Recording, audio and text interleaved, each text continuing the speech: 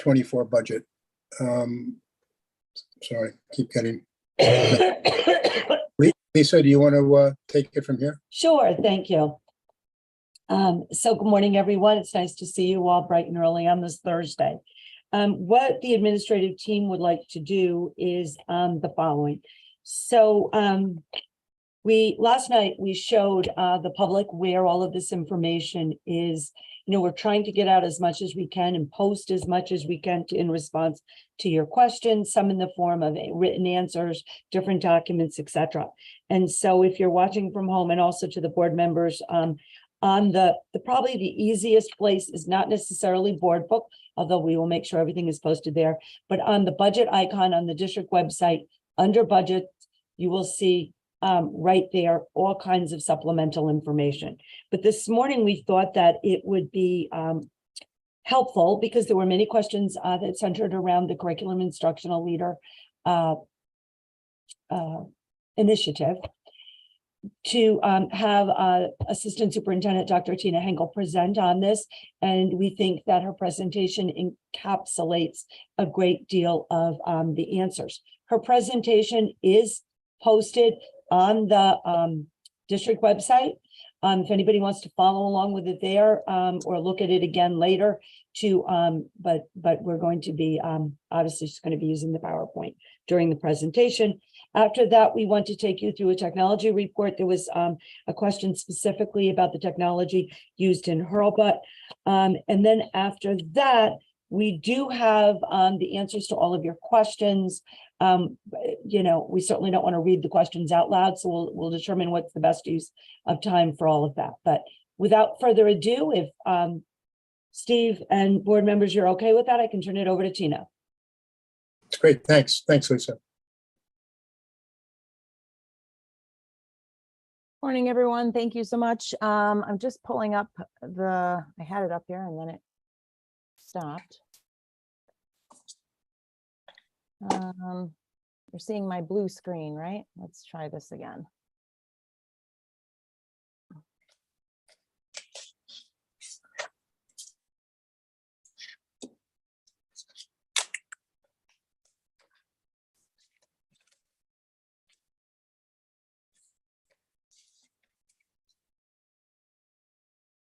How about now? What are you seeing?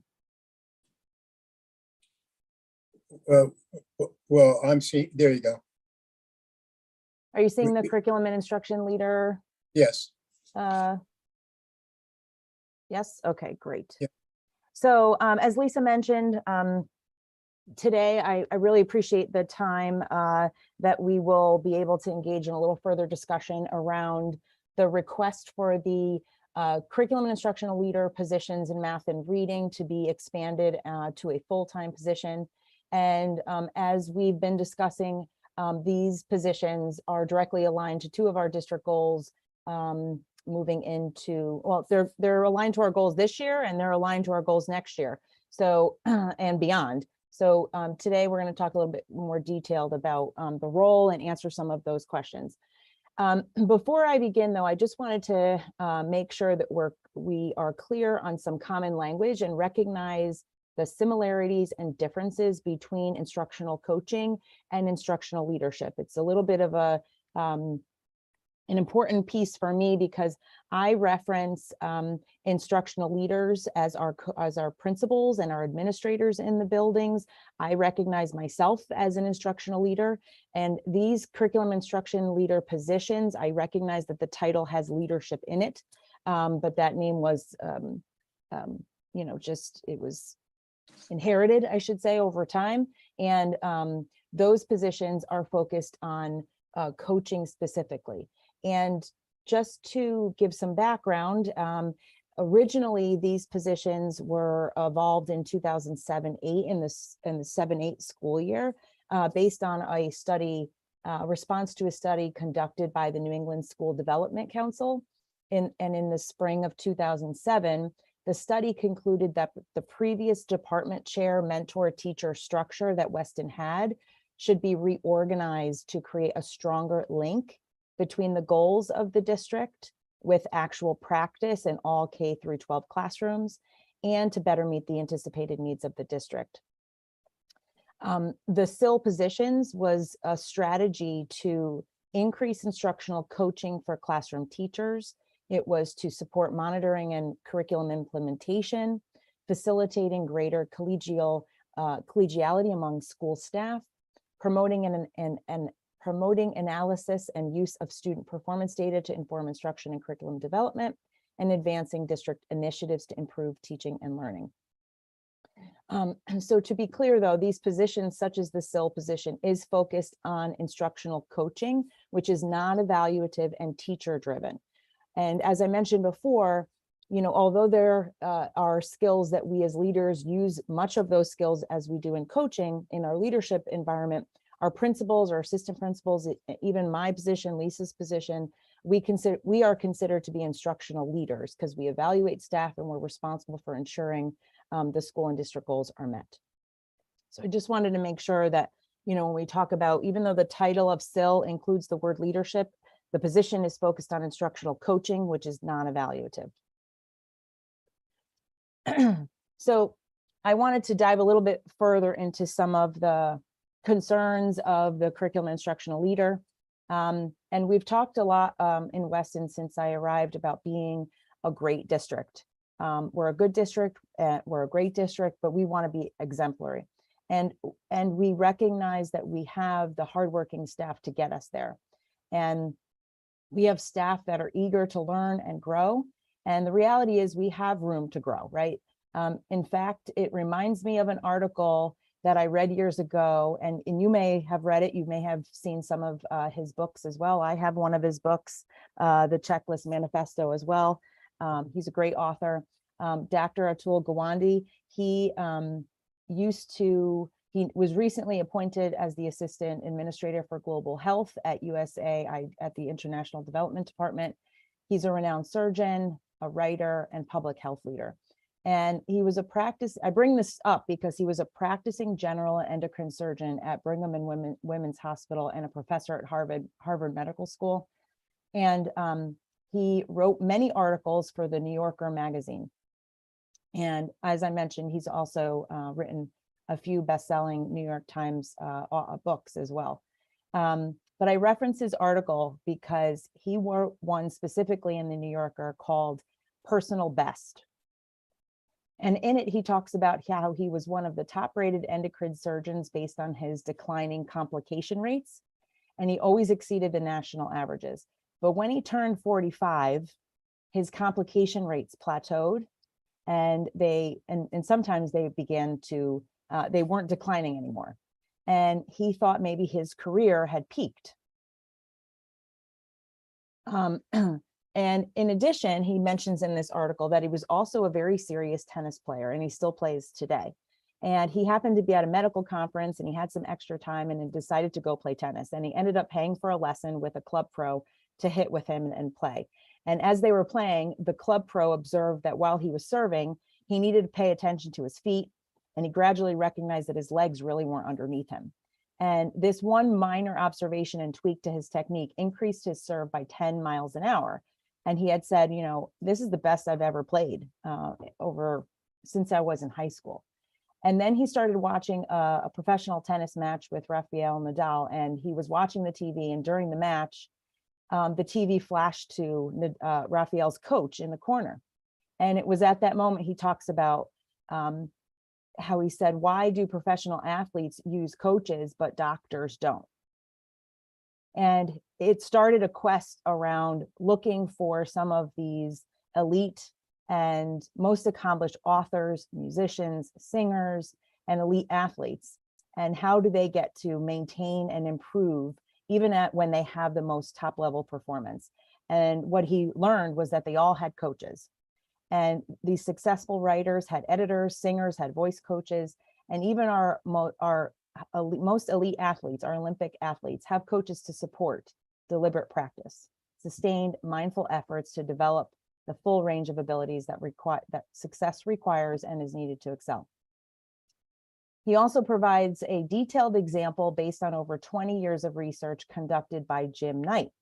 And in Jim Knight's research, he talks about his work is really focused on education. And his data stated that highly effective and engaging workshops only led teachers to use new skills in the classroom 10% of the time. But when coaching was introduced, when a colleague watched them try new skills in their classroom and provided suggestions and feedback, the adoption rates of implementation passed 90%.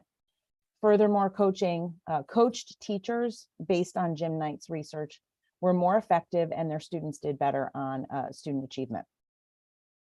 So why do I bring this up? Because in the end, Gwandy stated that no matter how well trained people are, few can sustain their best performance on their own. And that's where coaching comes in. So long story short, I linked, I gave you the article. It really is a great article. I encourage you all to read it. There's a lot of great examples in there. He ended up bringing in a surgeon into his operating room. He was a retired general surgeon who he trained under during his residency into the operating room. He detailed his coaching experience that he received from his coach being in the operating room, which returned improved outcomes for his patients and even led to new and innovative skills, where he now is a published researcher and innovator as well around conducting surgeries. So you really have to read the article and find out what happened after that. But in short, he would argue that based on his research and also what Jim Knight's research discusses, that coaching may prove to be essential to the success of modern society. I found that to be quite compelling in his article. And so it kind of led me to, how does this work then link to the work that we're trying to bring into Weston and really elevate and value, which is the work of the curriculum instruction leader. So how does this position support teachers in a coaching environment? And the reality is we're able to use these full-time positions in a higher capacity in a variety of formats that requires a increase of flexibility. Couple of the questions were related to the different types of models that the curriculum instruction leader would provide. And so here are 3 different methods of support that a curriculum instruction leader would be able to support teachers with. One is they could provide a small group one-on-one sessions, individualized support based on student data. And they can also provide support around specific lessons. So a teacher can drive that request and they can advocate for the feedback and want to work with the coach. It may evolve when a principal or a assistant principal enter a classroom, they're observing teachers, and the principal is saying to the teacher, I feel that there's an area that you can improve. You should reach out to the coach and work with the coach on X. And so the principal can also provide some feedback to the teacher and say, I really think you should start a coaching cycle with the curriculum instruction leader. In addition, we have school-specific goals, and we may need to focus within a specific group or a targeted group, like a grade level, or even a subgroup of students within a grade level. So there could be a coaching cycle that focuses around a results-driven response to a targeted group in a school based on a specific goal. So that was one question about format. The next part that I wanted to also speak to very specifically around is, so what does the model look like? So Diane Sweeney is also a renowned author around coaching. She's done a lot of research on effective coaching cycles. This is also one of the models I've used in my previous experiences. And so I wanted to give you just talk through what a coaching cycle may look like. So typically coaching cycles can run between 2 to 4 weeks in order to complete. This is something that this is a process that a one-on-one curriculum instruction leader would follow with a individualized teacher based on the plan that they would be working towards. The coach would allow the teacher or the teachers to drive the goals of the work depending on the modality of the cycle. The coach would ask questions, guide the teachers to break down lessons and activities and assessments during the planning process. They discuss what the long-term goals of the learning will be for the students at the end of a unit, and what assessments they will be using to gather evidence from the students in order to meet the goals. Then the cycle and teacher begins with the planning. They can co-plan, they can co-teach lessons together collaboratively.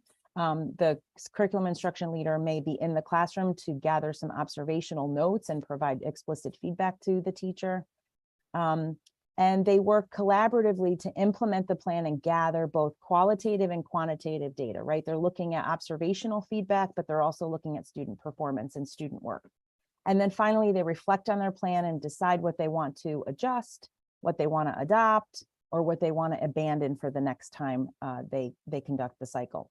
Once one cycle is complete, we talk about these positions building capacity, right? And so at the end of a cycle, for example, if the teacher and or coach feels that the teacher can conduct a similar cycle individually or independently, then the cycle may end and the curriculum instructional leader may start working, using their time and looking at their schedule and transition their schedule to a different teacher or a different group of teachers. And the teacher works through that cycle independently.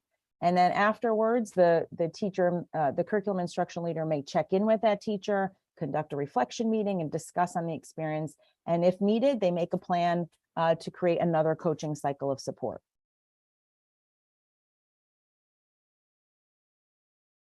Next, a few questions were related to, metrics and how do we ensure that we are monitoring the effectiveness of the coaching.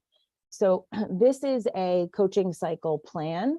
So I showed you a framework around what it would look like between the partnership between the curriculum instruction leader and the teacher. But what type of documentation would be kind of monitored between the coach and the curriculum instruction leader? This is an individualized coaching plan based on that teacher developed goal that I mentioned in the framework. And throughout the process, the coach and the curriculum instructional leader and the teacher would track their ongoing data based on student assessment data within the coaching cycle. They provide weekly notes with feedback, and they look at initial data. They identify what they want to focus on. They give feedback in writing, and then at the end, they look at how student achievement improved or not. In this model, you'll also see, for example, there's like rolling agenda notes that are in partnership between the curriculum instructional leader and the teacher. So there's that transparent dialogue and feedback. So there's ongoing support throughout that whole cycle. So this is just a model and example of what some of the pieces and components of that documentation would look like throughout the whole cycle. So we started a little bit of this work with the current curriculum instructional leaders just to start beginning to unpack what the framework could look like within a coaching cycle around the planning, the implementation or the doing in the classroom, the study and the act. It's a way to test a change over time going through these 4 steps. I tried to give you a very detailed understanding of what it may feel like if I was engaged as a coach or a curriculum instructional leader with you as the teacher, so you could feel what it's like to engage in a coaching cycle. Within this process, though, it's important to know that you can engage in the same framework as an individual one-on-one partnership, or the process can also work with a small group of teachers, a grade level of teachers, or a group of teachers that are focusing within a specific course within a content area. It also can be used for data-driven decision-making and really looking at the framework around data cycles, which all of our schools are currently doing. And then next, I just wanted to dive a little bit deeper into understanding how our current curriculum instructional leaders spend a lot of their time, because right now, as I mentioned before, they're functioning under 2 job descriptions. So for example, our secondary curriculum instructional leaders have a teaching load as well as a curriculum instruction leader responsibility. So for example, semester 1 within this one schedule, the purple is all the times that she is focusing on classroom instruction, and the blue and the green is focusing on opportunities that the curriculum instructional leader gets to support teachers. If you dive into this schedule a little bit further, you'll see that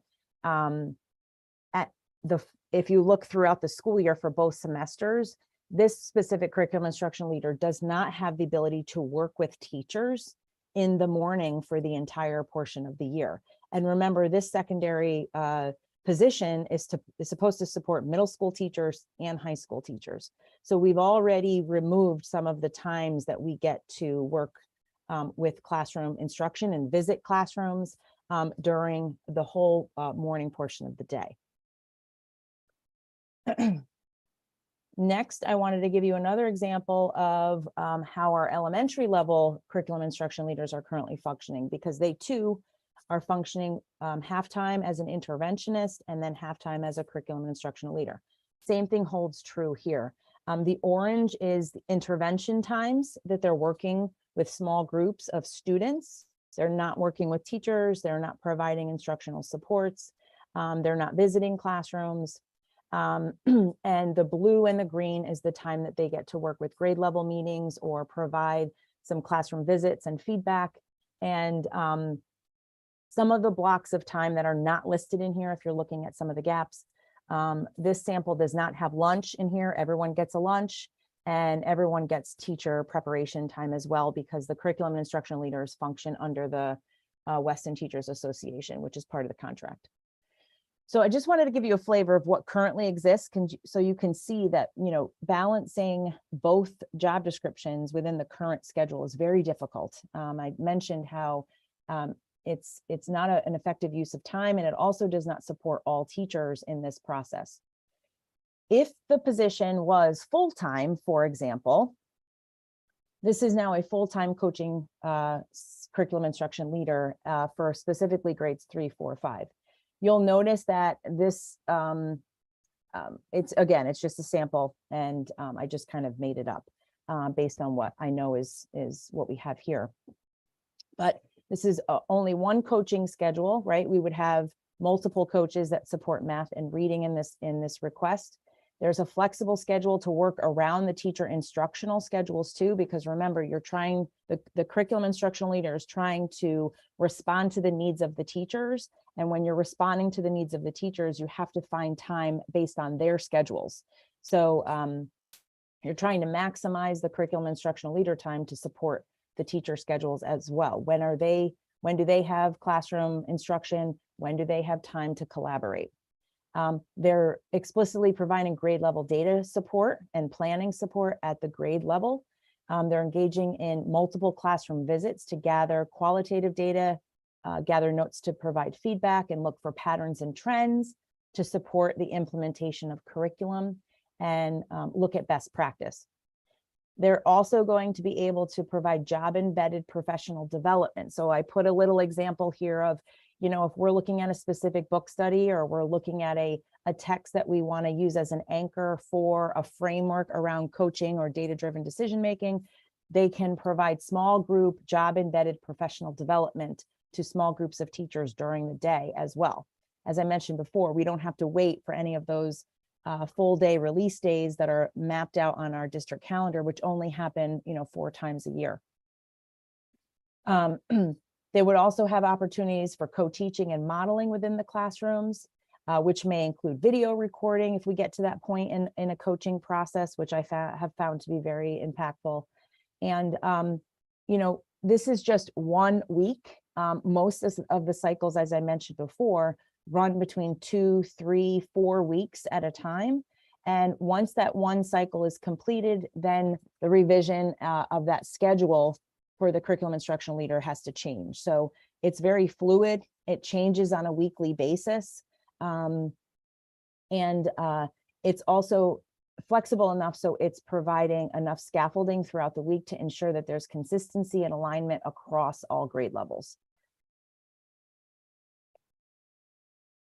All right, so a couple of the other questions related to the evaluation of the curriculum instructional leader position. As I've alluded to in some of the previous slides, the position is a Weston Teachers Association position. It falls under the same contract. So the evaluation procedures would also align to that same contract. The goals are based on student achievement. The goals are based on school-based goals. The progress can be based on a combination of multiple teachers' performance as well as subgroup data. And it includes survey information and data from staff based on their effectiveness and levels of support that they are providing to the teachers in the buildings. There were a few questions related to how are we going to identify who the curriculum instruction leaders are. We all know that there are currently staff in these positions right now, but moving into next school year, we will be posting these positions because they're currently under the contract. They are 2-year terms and the end of the term is up this school year.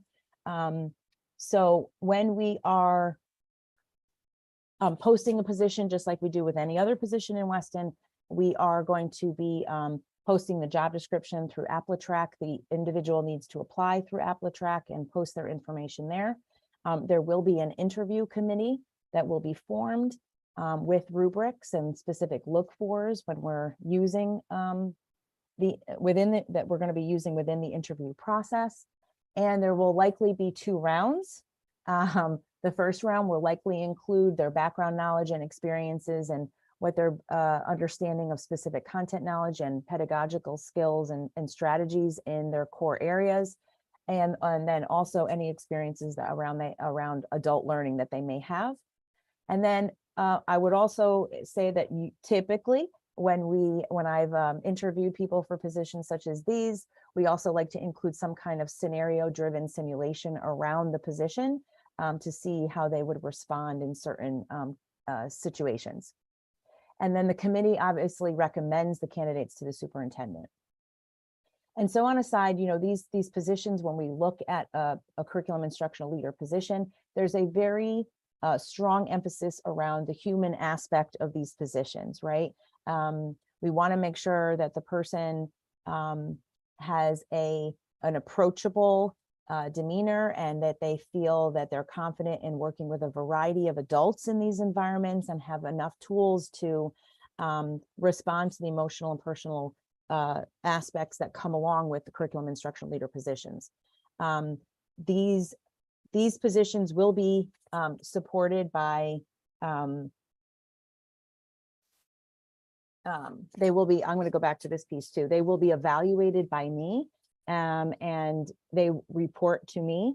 And so I also will be providing professional learning for this team so that they too can build their capacity around instructional coaching, working with adults, and ensuring that they are at their personal best in these roles as well. Forgot to mention that before. So just to wrap it up, these are some of the pieces and the questions that people had. I do value coaching. I think if it's done well, it actually has a strong impact on teacher improvement and helping teachers hone in and refine their craft. And we are all learners and we believe in refining our craft over time. We're always learning. And when we learn, then our students learn. And so I can't emphasize enough Dr. Gawande's work.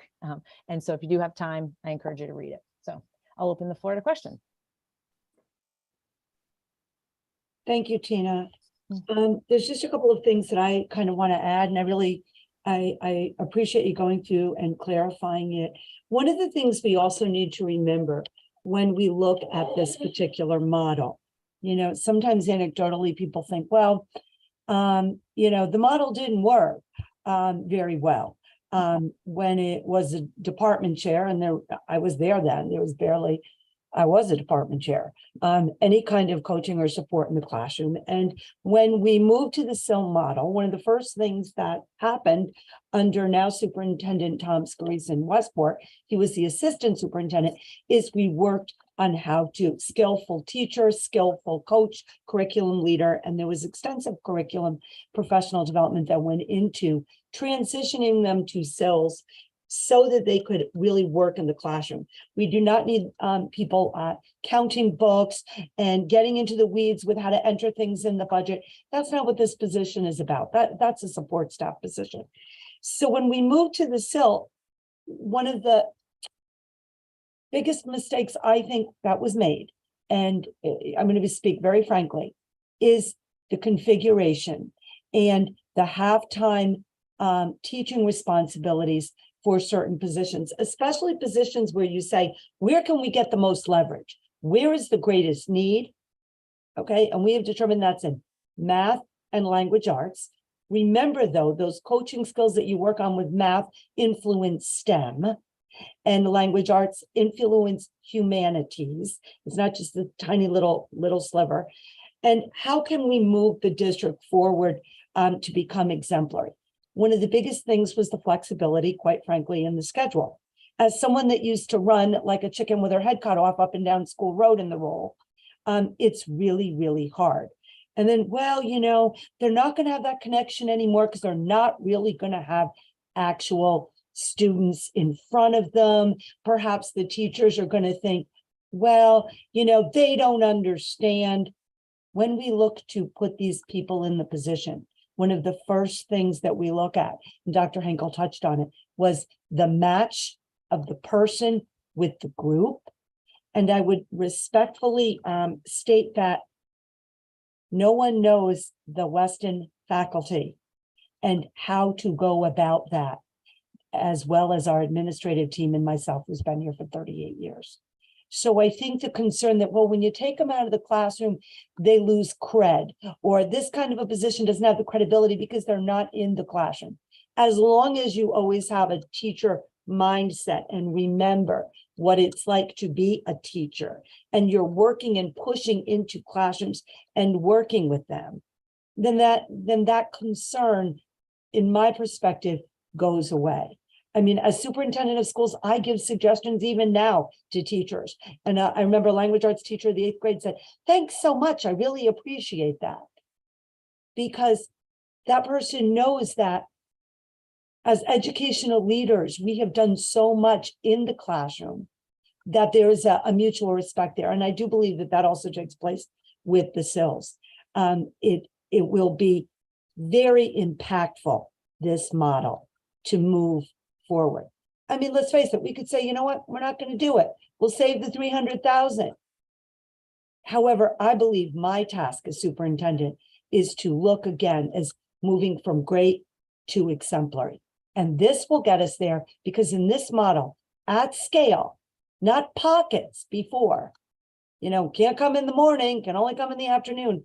At scale, we are able to make a difference in every classroom across the district. Thank you. I don't know if there's any other questions or clarifications. I would open it up specifically on this topic at this point. I actually have a question. Having run sales development for a large organization, training was part of that. And part of one of the most difficult things that we had, and granted, salespeople are very different than educators, but one of the most difficult things that we had was actually getting buy-in from the salespeople, right? So Lisa, you touched on it a little bit with the cred.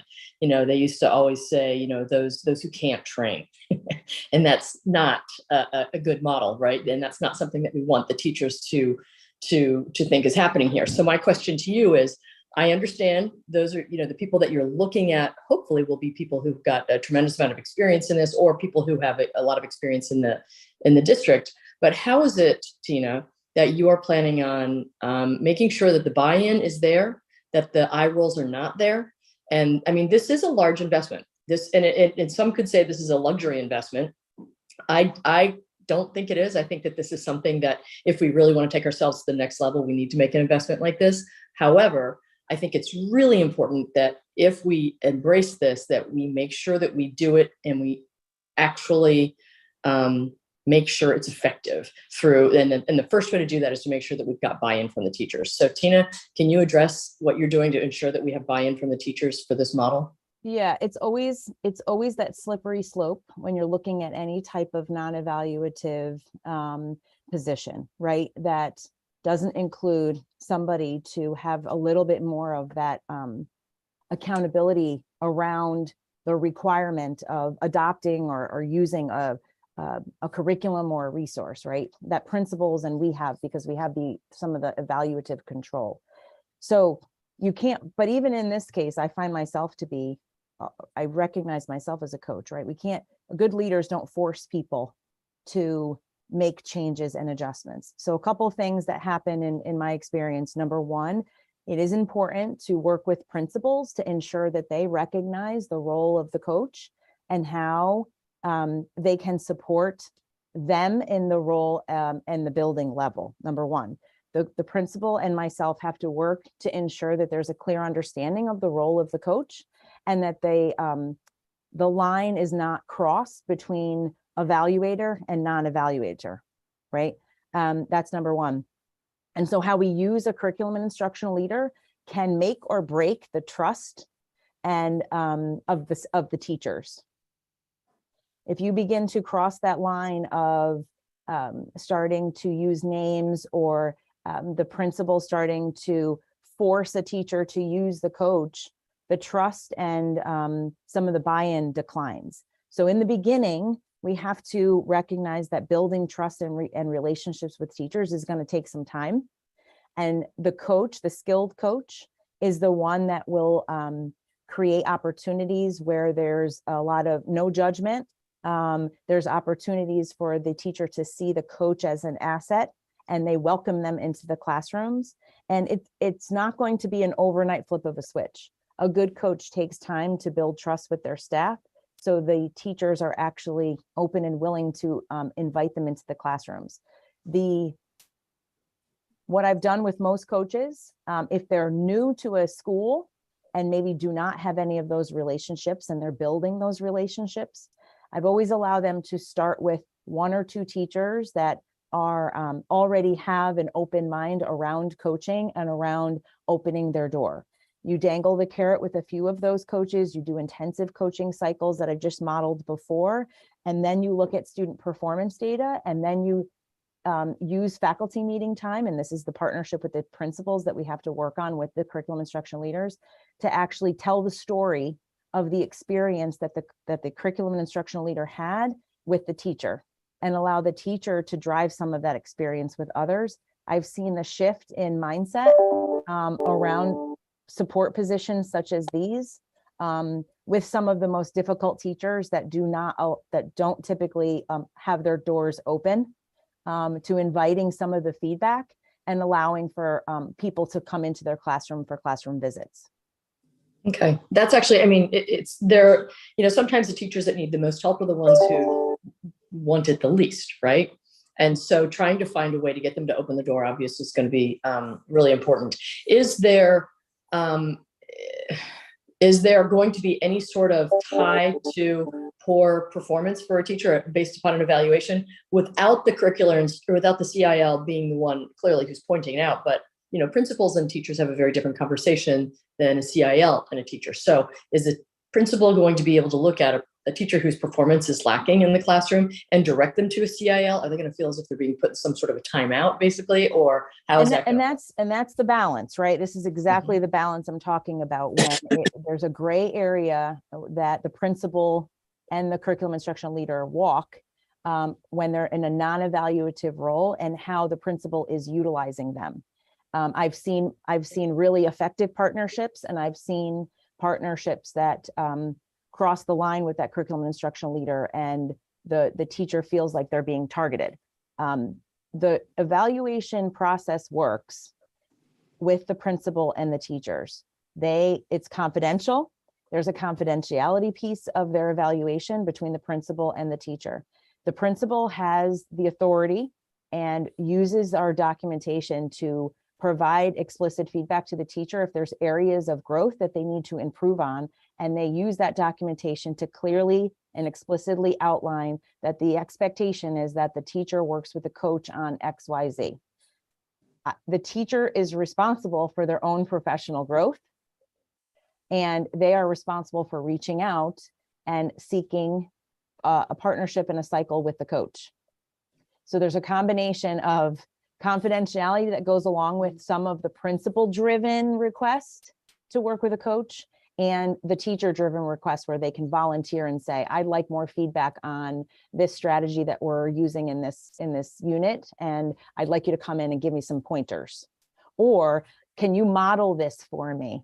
I'm not sure what this looks like. I saw it written in the curriculum. I don't know what this means. can you either co-plan with me or can you model it for me? Again, it is a gray and fine line that we have to work really hard as principals and as leaders to ensure that that confidentiality and that trust building is maintained for the curriculum and instructional leader, so that they are seen as an asset and a resource for the classroom teacher, and that trust isn't broken.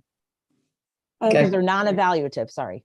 If I can add just a couple of things, and she's exactly right. There is a whole level of trust that has to be very careful. However, when a teacher is struggling, and let's say, and I'm talking from my own experience, and I know the principals experience the same thing. When a teacher is struggling now, it is a great resource to be able to say to the teacher, this SIL is going to help you with weekly meetings at mutually convenient times, perhaps with going in and observing, doing all those little pieces. And then where the trust comes is when the SIL and the teacher work together, it's not then every day I would run to a SIL and say, so how's it going? What's going on with the teacher? That's not a mutual trust. It's great. Glad you're working. And as part of the mini observation unit, I'm going to go in now and I'm going to observe the teacher and what the teacher is doing. So you provide the support as terms as evaluation. And you don't get into the weeds of what the support looks like, because you want that trusting relationship, because, and you keep reiterating that both explicitly in how it is documented, and how you talk about it, the teacher. And I have seen situations, there's something going on right now where a teacher is said, oh gosh, I'm so glad you were able to help me with this thing. Anecdotally, I heard about this. And it was a teacher that was struggling. And that's perfect. That's what we want. That the coach can help, or the SIL can help that teacher in a way that the teacher doesn't feel like it's a gotcha.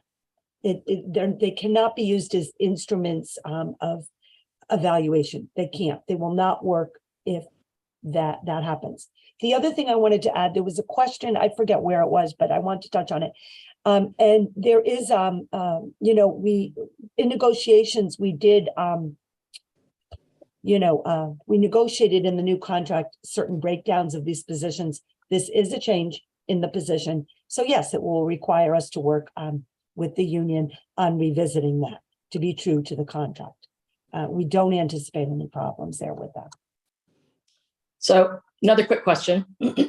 As of right now, help me understand, how many curriculum leaders do we have in title right now?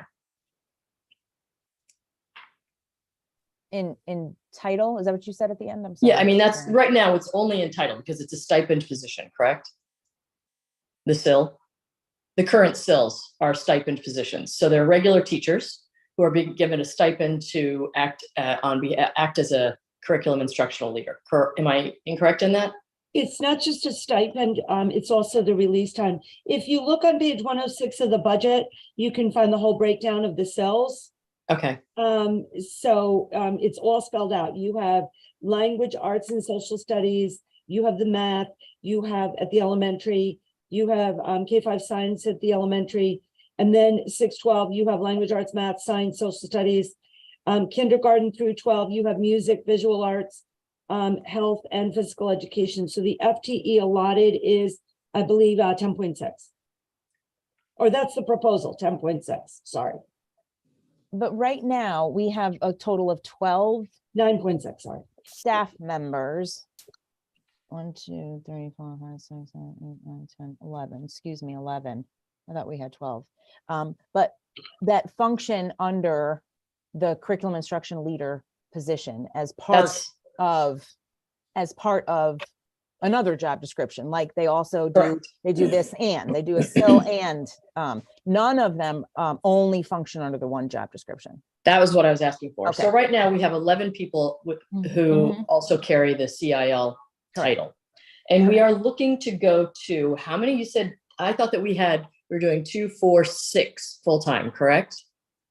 There will be 1, 2 at the K2 level, 2 at the 3-5 level, and 2 at the 6-12 level.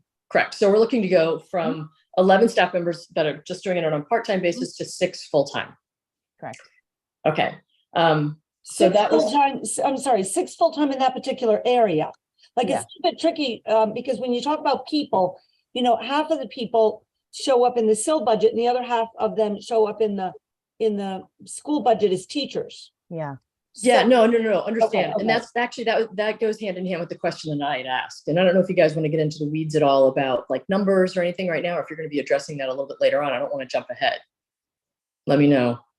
Numbers about what? I'm not clear. I think my question was the 300,000 that you had referenced earlier, that number.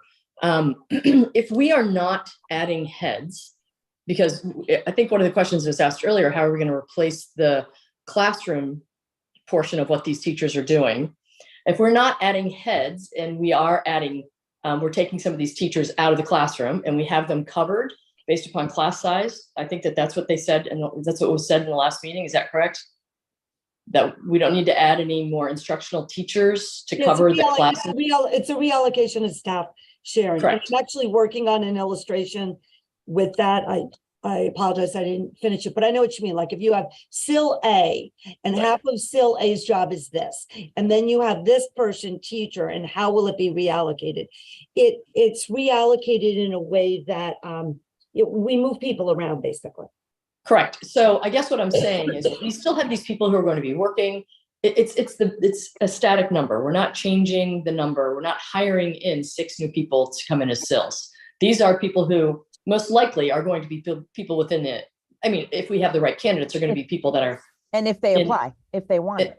Right. And there's no guarantee that if you were a SIL before, you're going to be a SIL moving forward. But that being said, there's a $300,000 price tag to this.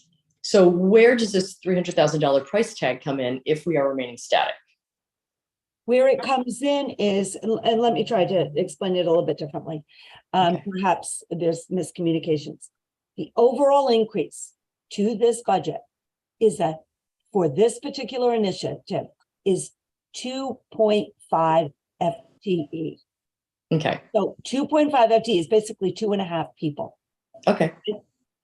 So we are going to have, I'm sorry, go ahead. There is an increase, and that is the salary increase. So Okay. for 2.5 more people, it's about 300 grand to do this. There's some slight reallocations because people were wondering more about like what they were going to do with people when they're not doing an interventionist, who's going to do that. That's where people are reallocated. But let me be very clear. The increase to this budget, the salary line is 2.5 for this particular increase. All right. And that may or may not, okay, that increase again is going across adding no people. Or is there a decrease right now when it comes to the teachers? Have we seen a decrease in that line?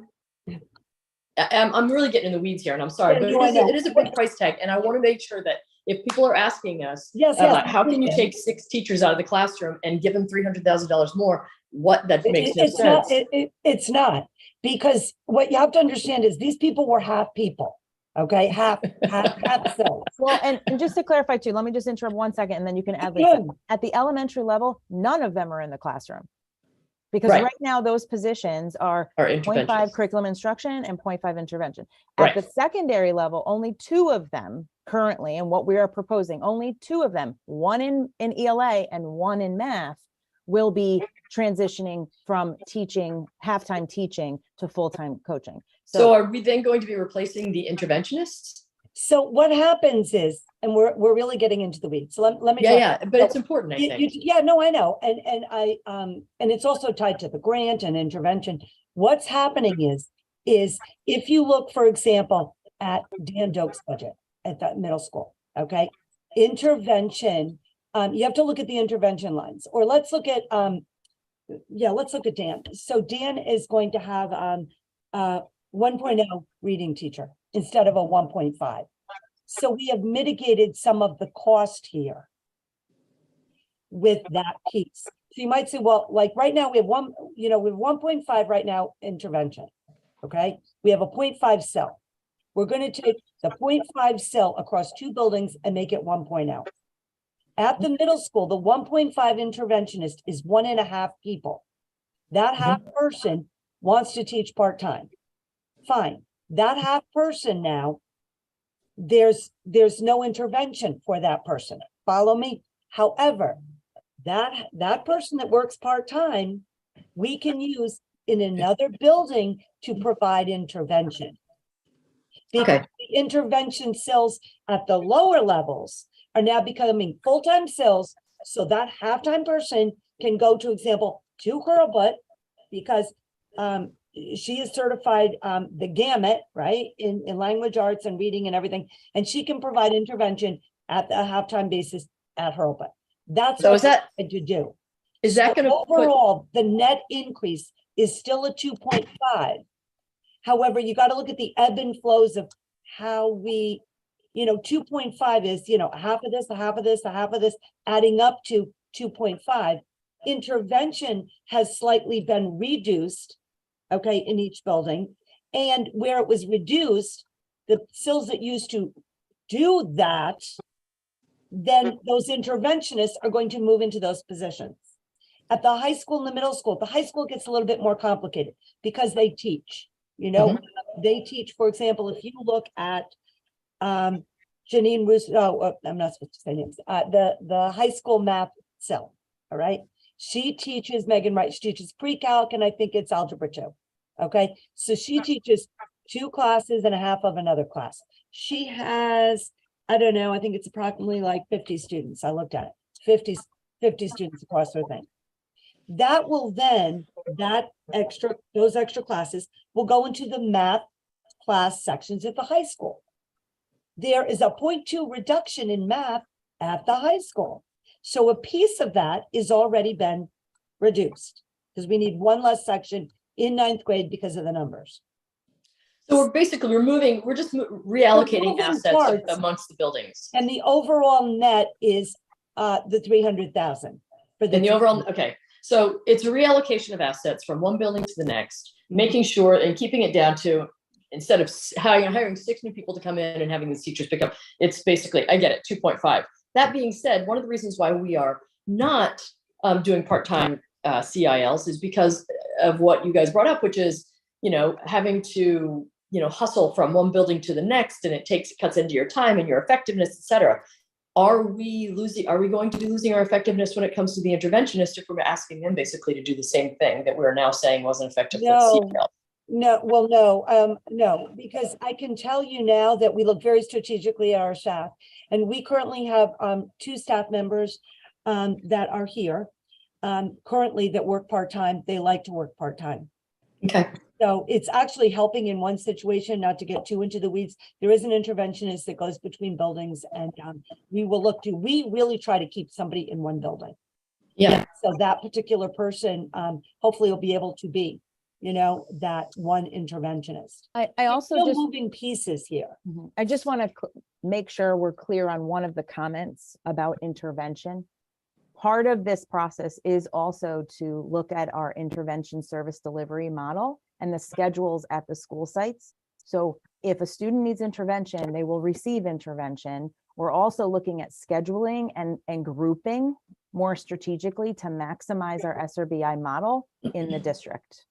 So that will not waver or change. There are some pockets and areas of which we can look at schedules and look at how we're grouping students to maximize the time that interventionists are working with explicit programs with students that are in need.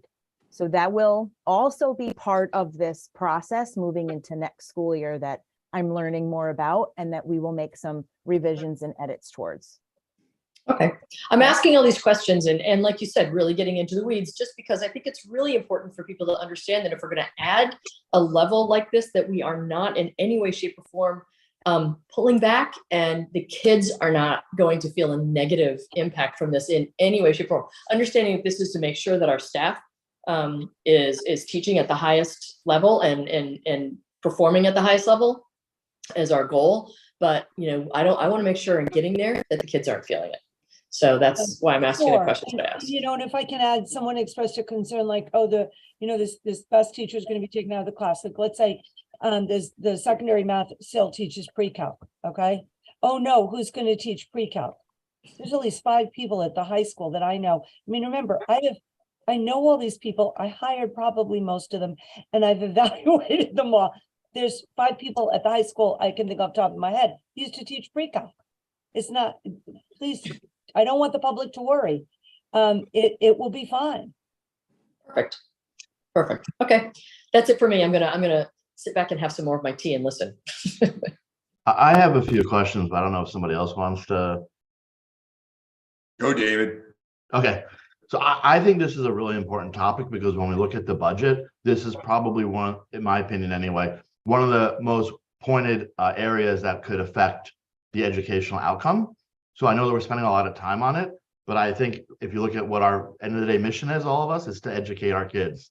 So I have a couple of questions. Some of them are on the heels of what Sharon is asking. My first question is, can someone just clarify the dollar impact of this change? Because I hear 300,000, I hear 0, 2.5 FTE increase. There has to be a cost. So is there a dollar amount? Yeah, there is. Yes. I mean, and again, and I'm sorry if you ever heard 0, it's not 0. Phil, can you give us the specific number of the increase, please? I think the number is at 300. So what we're looking at is an increase to the model overall of the 2.5. Yes, we have reallocated some of the staff in, but we have to, as we think about intervention and staffing at the same time, for those SILs who we're teaching, right? And again, correct me if I'm wrong, anyone, we still need to maintain that those fractional are those 0.5 within the classroom. So we still have those costs in addition, right? Because that's not being changed. And then we have this change in model, which is the 2.5 additional FTE. So that is additional cost. It's a salary plus the related stipends for those teachers. Okay, so at the end of the day, there has to be a cost. It's $300,000 because you're basically adding 2.5 FTE, which has a cost associated with it. Correct. Okay, so there is a price for this, and it is roughly $300,000. All right, my next question related to the change in their contract. And I'll publicly say, I'm not a big fan of this, but I am willing to be educated and give it a try. So my questions are going to kind of circle back to, at the end, what's the criteria that we're going to evaluate this as being successful or not? And at what cost are we going to invest in determining if it's successful? So that's just how my mind is working. So from a contractual change, I think I heard Lisa say, yes, you're going to have to renegotiate you're going to have to work on the contract for these 6 individuals who are going to become SILs because they're no longer going to be teaching. So it does require a change in their contract. Is that right? Yeah, what will it require is sitting down with the union and coming up with a memorandum of understanding, specifically from the language in the contract that says these positions are 0.5. So we need to take these positions and say, no, now they are 1.0. Okay, so they're 1.0. Now within the contract, I won't get too into the weeds with it, but here's an example. One of the things that they do is they have extra days in the summer, okay, that they get paid for by contract. It's like, it's in the contract. It says like, these are summer days that they do. We don't really anticipate a change in that because it's the same person. You know what I mean? It's how we will divide up the work. So if they get, and I don't have the contract in front of me, 4 days, something like that in the summer, we don't anticipate multiplying that to 8 or 10 days. But this, again, we have to talk to the union about it because it's all in what they do during those days. 8 days. And what they do, is it 8 days now? 4 and 4, something like that. So we don't anticipate an increase because what they do during those days, the assistant superintendent will delegate what they do. So that's not an increase. I don't know if you can follow me. So basically we're saying is like, this was the extra amount they got for their SIL position, their stipends, things like that. That's the piece that we would have to look at to renegotiate with the union. However, we feel that that cost can be mediated because of something like that example I just gave. But we can't have a contract that references, for example, we have sills that are 0.5 when they're not 0.5. If the budget goes through, we have to talk at the same time. And the teachers are aware of this plan, that the contract now needs to read that it has to say 1.0. Terry, I don't know if you from Human Resources and Contract want to add anything there? Well, let me just, sorry. This is correct. It would be an MOU with the unions just to say that this is how we're going to interpret the contract language. So it's not a total renegotiation of that line. Right, just to clarify the basis of my question, I'm not so worried about the weeds of, time. Obviously, if they perceive it to be a value to their professional development and there's no impact to their pay, that's not really my concern. My concern is if you're going to work with the union to for their contract, how do you later unwind this? And what I mean by that is I'm still going to get back to my last question at the end is going to be the evaluative process, but kind of skipping between what my last question will be and this question, how, if this program is not as successful as anticipated, and these educators are clearly, I would imagine, at the top of our group of educators, right? You're probably going to pick the best of the best. I'm a little bit opposed to taking our best educators out of the classroom in front of teachers. That all said, if this doesn't work out, what contractually liability or risk do we have to go back to these teachers and say the full-time SIL model did not yield the results that we want, or we feel strongly that your time would be better spent half in the classroom? Is there liability, or is it going to be hard to hit a reset button and go back?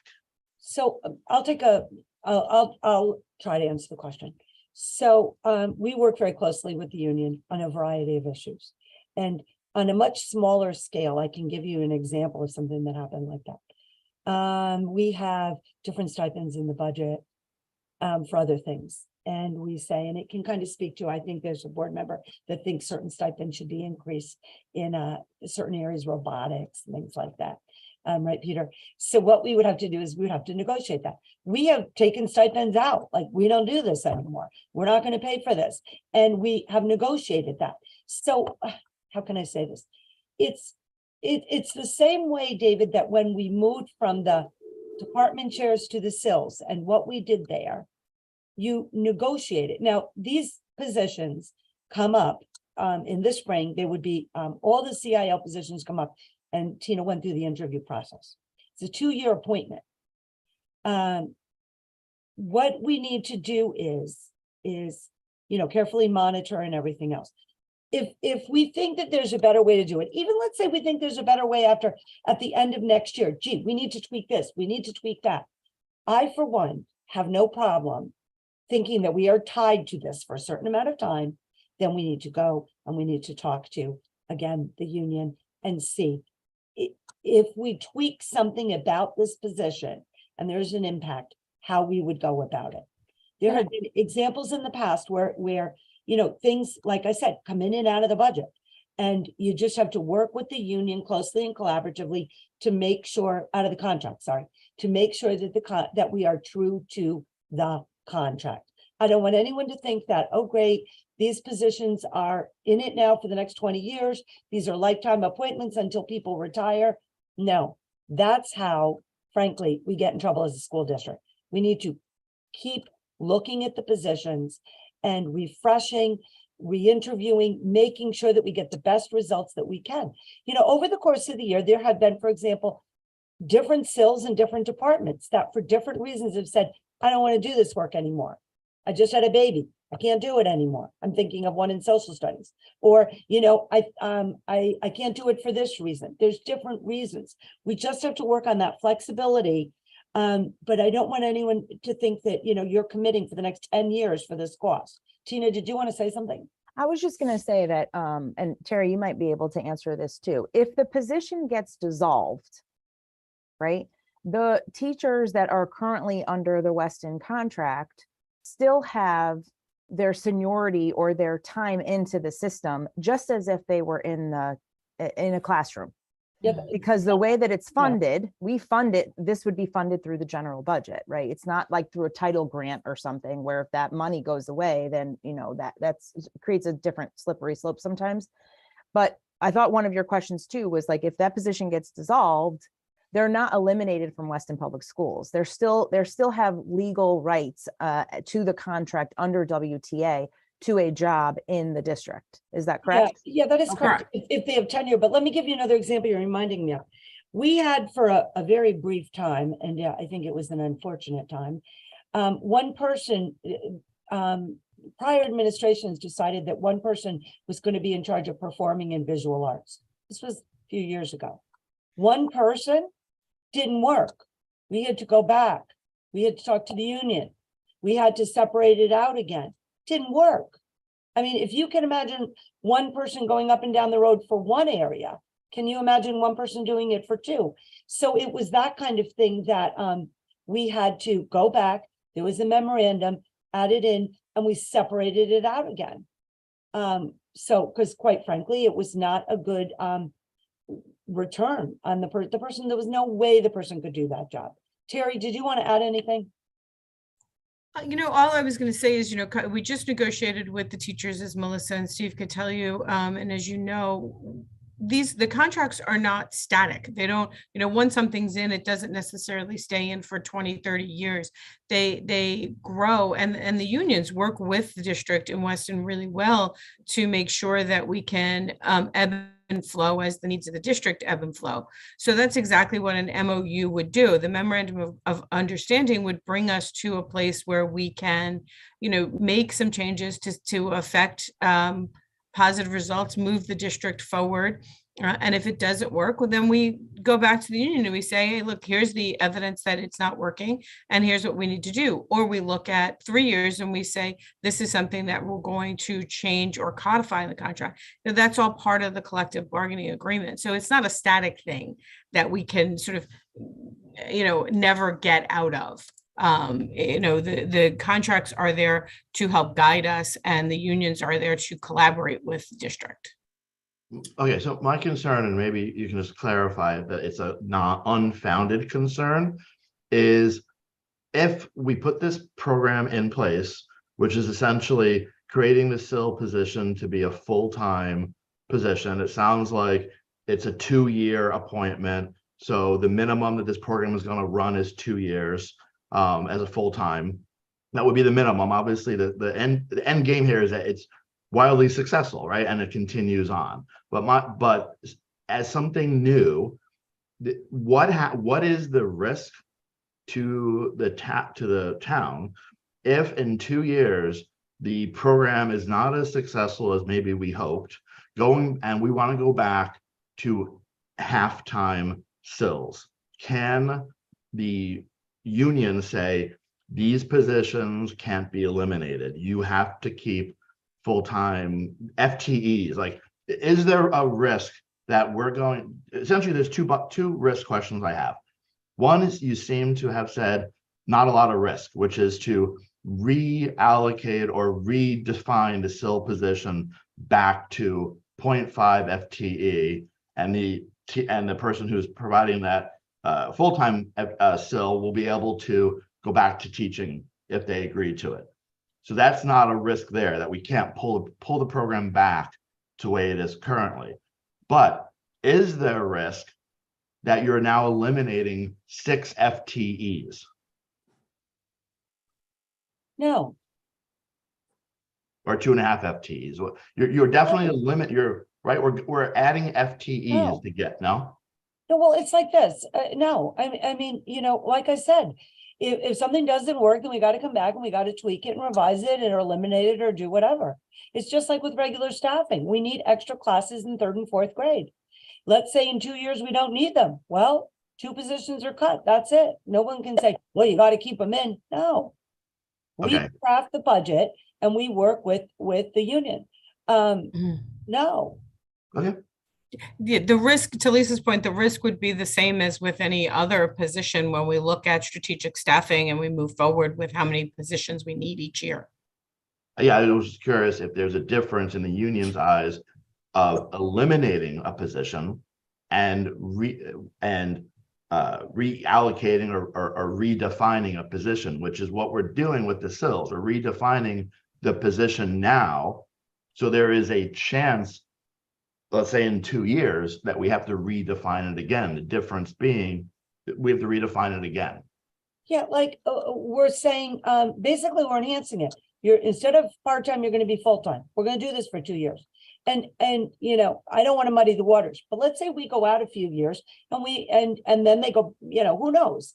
We have to see, but we need to be able to have the flexibility of addressing key district needs, okay? And then working with the contract and the unions to make them happen. Perhaps there becomes an emerging need with science. Perhaps we say, you know what, for the 2 years at this point in time, we're going to have this position be 0.5 and we're going to reallocate it to science because we need to take care of some things. We need that flexibility to be able to do that. Okay. And I'm not saying we're going to, but that's the way it works. We're not going to keep a program that's not successful in the budget. We will just, you know, there is past practice of it being a 0.5, right? So I understand what you're saying, and I hope I've alleviated your concerns there. Yeah. All right. And my final question relative to this is what method are we going to be able to look at in a year from now and in 2 years from now to determine how successful this is? I have, for example, will you be asking the teachers today for some sort of evaluation of the SIL model that you can then reference back in a year, reference back in 2 years, so that we can say this program is successful? Yeah, it's a great question. And I mentioned it on, you know, one of the slides talking about what metrics that would be connected to the evaluation. And again, these are teachers under the Weston teacher contract, right? So they do have to follow the same contractual evaluations as any other teacher. I get to modify it and add to it, which is what I've always done. So adding surveys, qualitative components around the effectiveness will be added to the plan, as well as the quantitative components. Just like myself in our evaluation, I don't have a classroom, but my evaluation and impact is connected to the school performance, right? School and district performance. Same with a coach. Their performance is specific to the goals that they set. Typically, coaches are setting goals based on grade level performance. So they're looking at a variety or a composite of teachers that they're focusing in on based on the needs of the school, which are connected to the school plans. So those are two pieces, the quantitative piece and the qualitative piece. I have no problem implementing that qualitative piece this year with our current SILs in their roles, K-12, right? Because I think it's good practice to gather feedback. I always say feedback is a gift. I do it every time I do my own kind of professional development with staff in the district, and I ask for feedback. And same types of questions that we can gather right now, even not being in the model and whether or not we go full-time positions or not, we should be gathering qualitative components of these positions as well. And now I'm meeting with them monthly and regularly and providing job embedded coaching and expanding on some of their skill sets around the SIL models across all content areas. It's not just the reading and the math, it's also anybody that currently of those 11 members that are in this group. So I will hope to maintain that moving into next year, if you do support the full-time positions as well. So is qualitative generally what I would call peer reviews? Is that? Yes, Okay. exactly what it is. Will you be able to say to us today that before the end of this school year, you'll have some data points on the peer review, the qualitative? Absolutely. And it's then very easy to do. Our teachers are always very accustomed to giving good feedback, and they always, personally, I know our Weston teachers love to give that qualitative feedback around how they are being influenced by something that they've learned and whether or not they're being supported. So I think it's a very easy ask. start that process now. And I think it's a great suggestion. For sure. Thanks. Let me ask some questions and build on the two previous comments that were made. So the first thing is I want to highlight what Sharon asked about, which is essentially the need to make sure we do this right. This is sort of a random point to make, but in my private sector job, I actually coached the faculty at Columbia Business School on their front of room communication and presentation.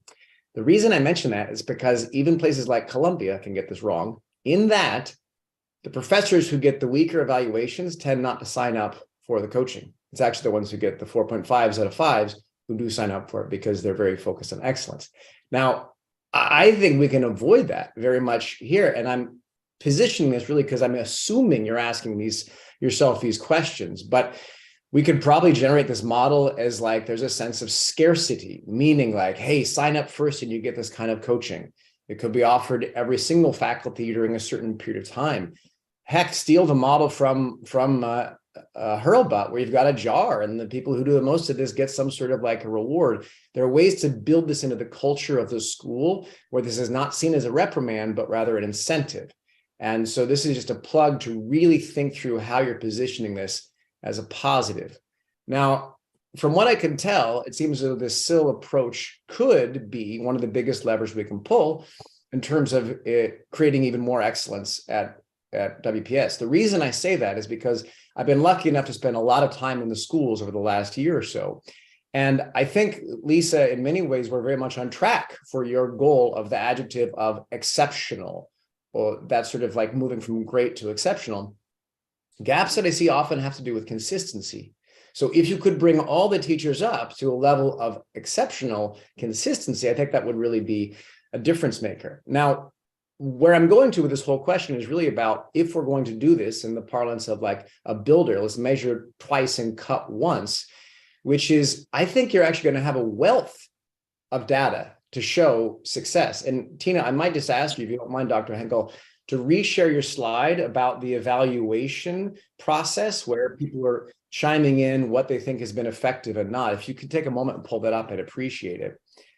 The point is, when we look at the effectiveness of programs, very often we're looking at, let me just see if I can glance quickly and see which slide that I was indicating. When we look at effectiveness, all too often, of course, yeah, this is exactly it. And there's also one before it, I believe, that has some like write-in areas where you can actually write in what they did differently in the classroom and things like that. All too often, the thing that we're looking at to gauge educational outcomes that we as a board have to evaluate decisions is based on test scores, which is essentially like a very strong piece of quantitative data. But if at the end of the year, if you all as the administration are tracking how teachers are actually benefiting from this by projects they learned, changes they've made, you can have a whole wealth of qualitative and quantitative data to show the impact of this in the classroom. So I guess the real urgency I'm trying to drive at here is that to all the research you showed, Dr. Henkel, coaching works. The question is, we have to make sure that this coaching process at WPS is rolled out well enough that it really does achieve all the things that you're talking about. If that's the case, it seems like a very wise way actually to amplify $300,000 to make it as big an impact as possible. So I guess the point would just simply be to urge that as you think through how we're going to show the effectiveness of it, that you mine all the data that is available, because I think it could be quite a lot. Tina, would you like to start and then I'll finish? Is this the slide you were talking about, Chad? Yeah, I think so. I thought there was one one. to write in some things as well, but yeah, well, exactly. So you could actually see, at least by, if I'm sort of imaginarily filling these things in, you could actually see the efforts, the changes, the initiatives that teachers did over time. There might be a way to incentivize teachers as well, that those who are struggling don't feel like if you don't bring your test scores up, you're out of here. That's sort of like mindset, but rather WPS is investing even in teachers who are struggling to help them get to a certain point. So they actually have a yardstick against which they're measuring their own development. Anyway, enough of me talking. Dr. Henkel. Yeah, no, I can't agree with you more. I mean, you know, having done this in multiple districts and even built from the ground up when we had no curriculum instruction positions to support math. Years ago, it was always focused on reading. Everything was reading consultants and reading specialists, and no one ever wanted to talk about the math. So I had developed a whole math specialist department to support the district. And to your point, I think the idea of having someone who has a coachable mindset and can be flexible with the people that they work with is critical to the success of any coach in these roles. There's a human aspect of the work because we take it very personal, what we do in the classroom. We put a lot of time and energy to prepare and implement. And sometimes being reflective is hard, right? Because you have to be vulnerable and you have to put yourself out there. And so the most successful coaches, to your point, we really have to focus on students, right? Everything we do is focusing on student-centered performance. If we can focus on the student and track the evidence of student work, right? I'm looking at my screen around like, what's the evidence that we had as a result of what we did? Then the change around it being personal kind of gets dissolved or lessens, right? And so to your point, I think gathering all of that student evidence and how the students have changed does start to see and open up some of the minds to the teachers that maybe are less receptive to asking someone to come in and give feedback or to have a conversation around, they may be exemplary. How do I become more exemplary, right? Because if we really believe that we're learners, lifelong learners, there's always aspects of what we do in our job, even as leaders, that we can get better, right? I've even talked to the SILs. I don't see myself as an assistant superintendent. I see myself as a coach. Everything I do every day is on a coaching level, right? I have to figure out how to work with people so that we can talk about how to move from one aspect of the work to the second aspect of the work. And if we do things the same over and over again, right? What is it? The definition of insanity, right? Doing the same thing over and over again, expecting different results. I mean, I came here in September. Everyone on the board has not been satisfied with the performance. We believe we can do better.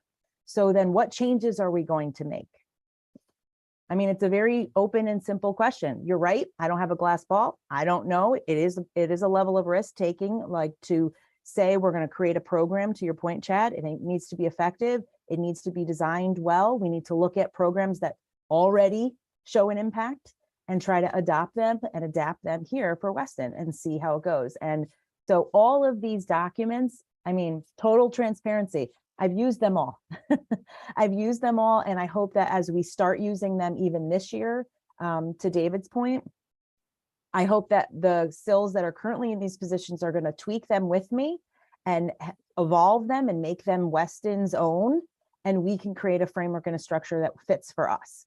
I think that's part of it too. And with support, as long as we're all on the same page and we all value what this position can bring to the educational environment for students across the board, then we have to be patient and we have to trust that we've hired the right people and we trust their judgment to make some adjustments as we go through it and we make a system and a program that works for us.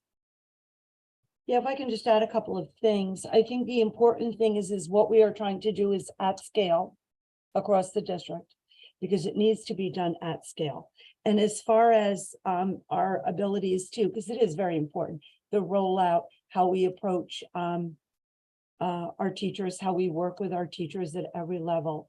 I am extremely confident in that the rollout will be successful. Every educational leader that's on this call right now, as part of becoming an administrator, the required coursework is specifically in adult learning and adult learning models. Adults learn very different than children. The whole idea of growth mindset, yes, with children and with adults. So that's been part of not only our professional studies, as well as the work that we have done collectively of what is successful professional development and rollouts, and what is a way to make sure that the adult learners feel supported, encouraged, valued. You know, one of the board beliefs is about honoring each individual.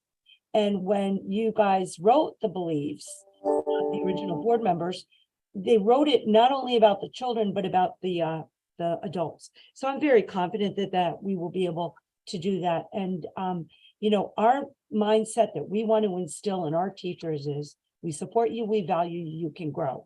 It's not, you don't bring up the scores and you're out. It's how can we support you? And I think that we always need to be cognizant and mindful of that with all our work.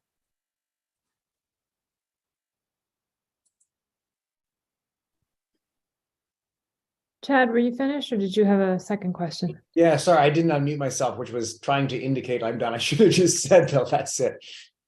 Someone else can take the mic as Okay, well. I just had one question based on the presentation, Dr. Henkel, that you gave. I was trying to understand and have a sense of what the SILs would be doing kind of day to day. I think the schedule you provided was really helpful. But looking toward what they're accomplishing throughout the year, I was taking notes during the presentation. I came up with, I think, about 4 categories of things it sounded like the SILs would be responsible for under this new rubric.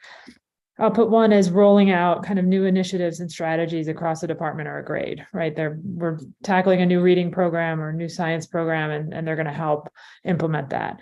It also looked like they'd be doing some type of check-in with all of the teachers at some point, right? Going into all of the math classes that they're responsible for and just seeing how people are doing, how teachers are doing, right? Then there seemed like there would be teacher initiated help, right? Like a teacher reaches out and says, I'm struggling with this, or I could use some help with this, and the SIL would help them with that.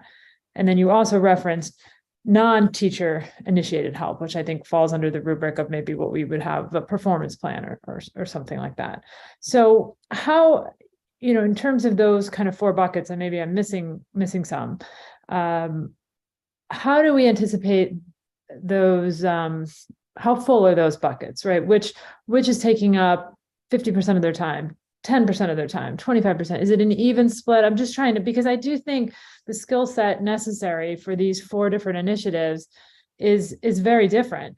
And I think, you know, when I look at an expenditure like this and a new program like this and the potential that exists with something like this, you know, I'm kind of looking at it in 2 phases. One, you know, does it make sense to do this program, you know, and I think your presentation speaks to that.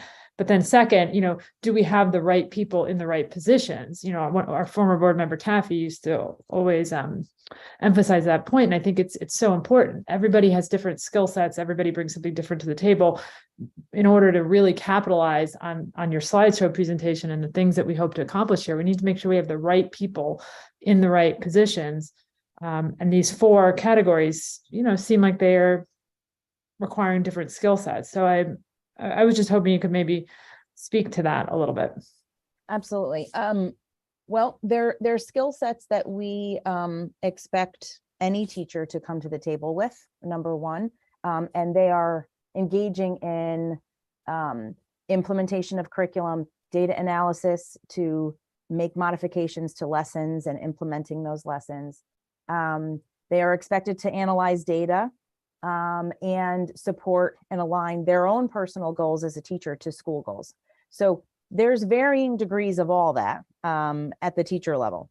And to your point about identifying the right person, that will be dictated by our interview process. I mentioned in one of the slides around, I didn't want to give too much detail, but typically 2 rounds of interviews. The first round is focused on a lot of the experiences that they have related to the buckets that you're speaking about, right? Especially the experiences around adult learning and how they have already engaged in some of the work working with adults. And then the second part of it is actually simulating a scenario for them to actually respond to, as if they were in the role and they have to write and they have to respond.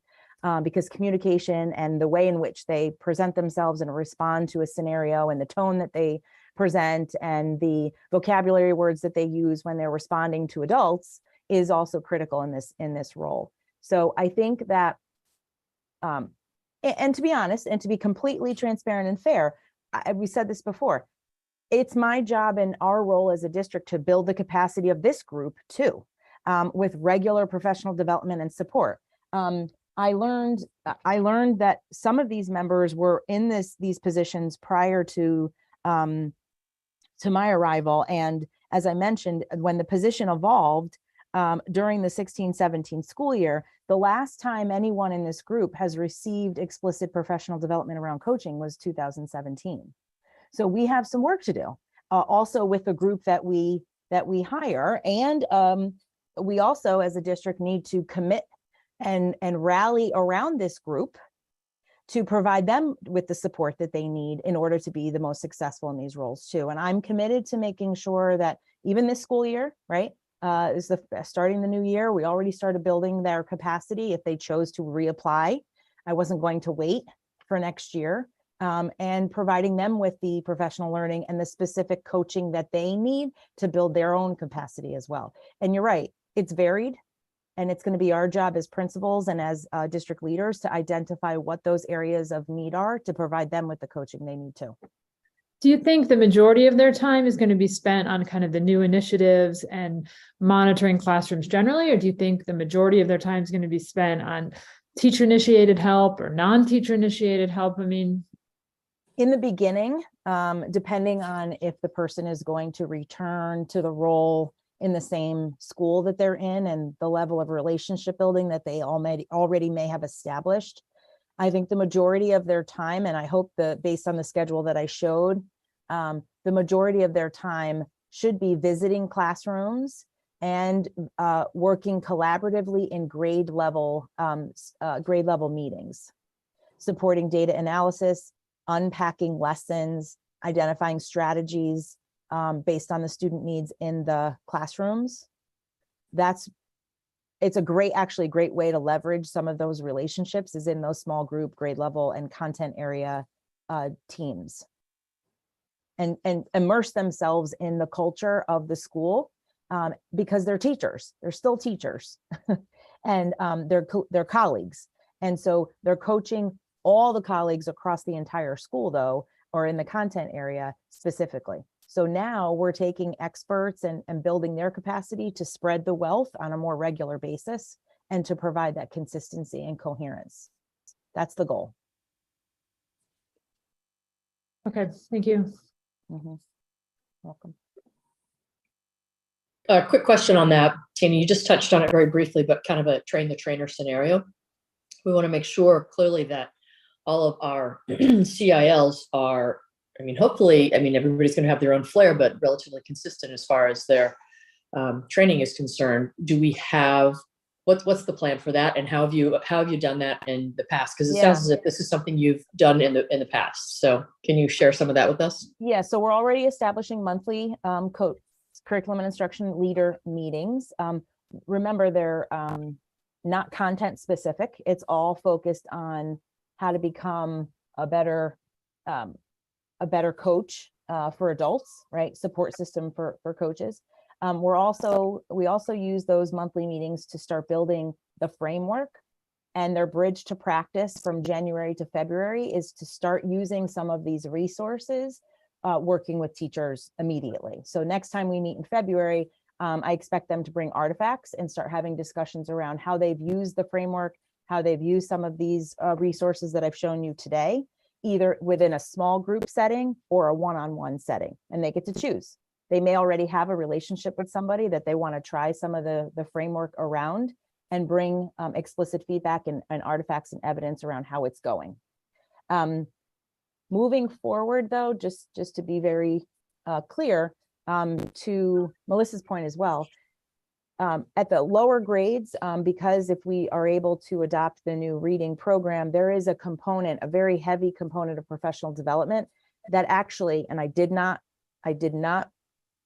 plan this, I didn't anticipate it, I didn't force my own opinion on it, but the American Reading Company follows the same Plan, Do, Study, Act framework around professional development and support, and they provide job embedded coaching as part of the process for implementation. So the work that I'm showing you here aligns it's connected identically to some of the work that they're going to be helping support us when we adopt and transition to the new reading resources as well, which was a beautiful thing when they showed me their model for professional development.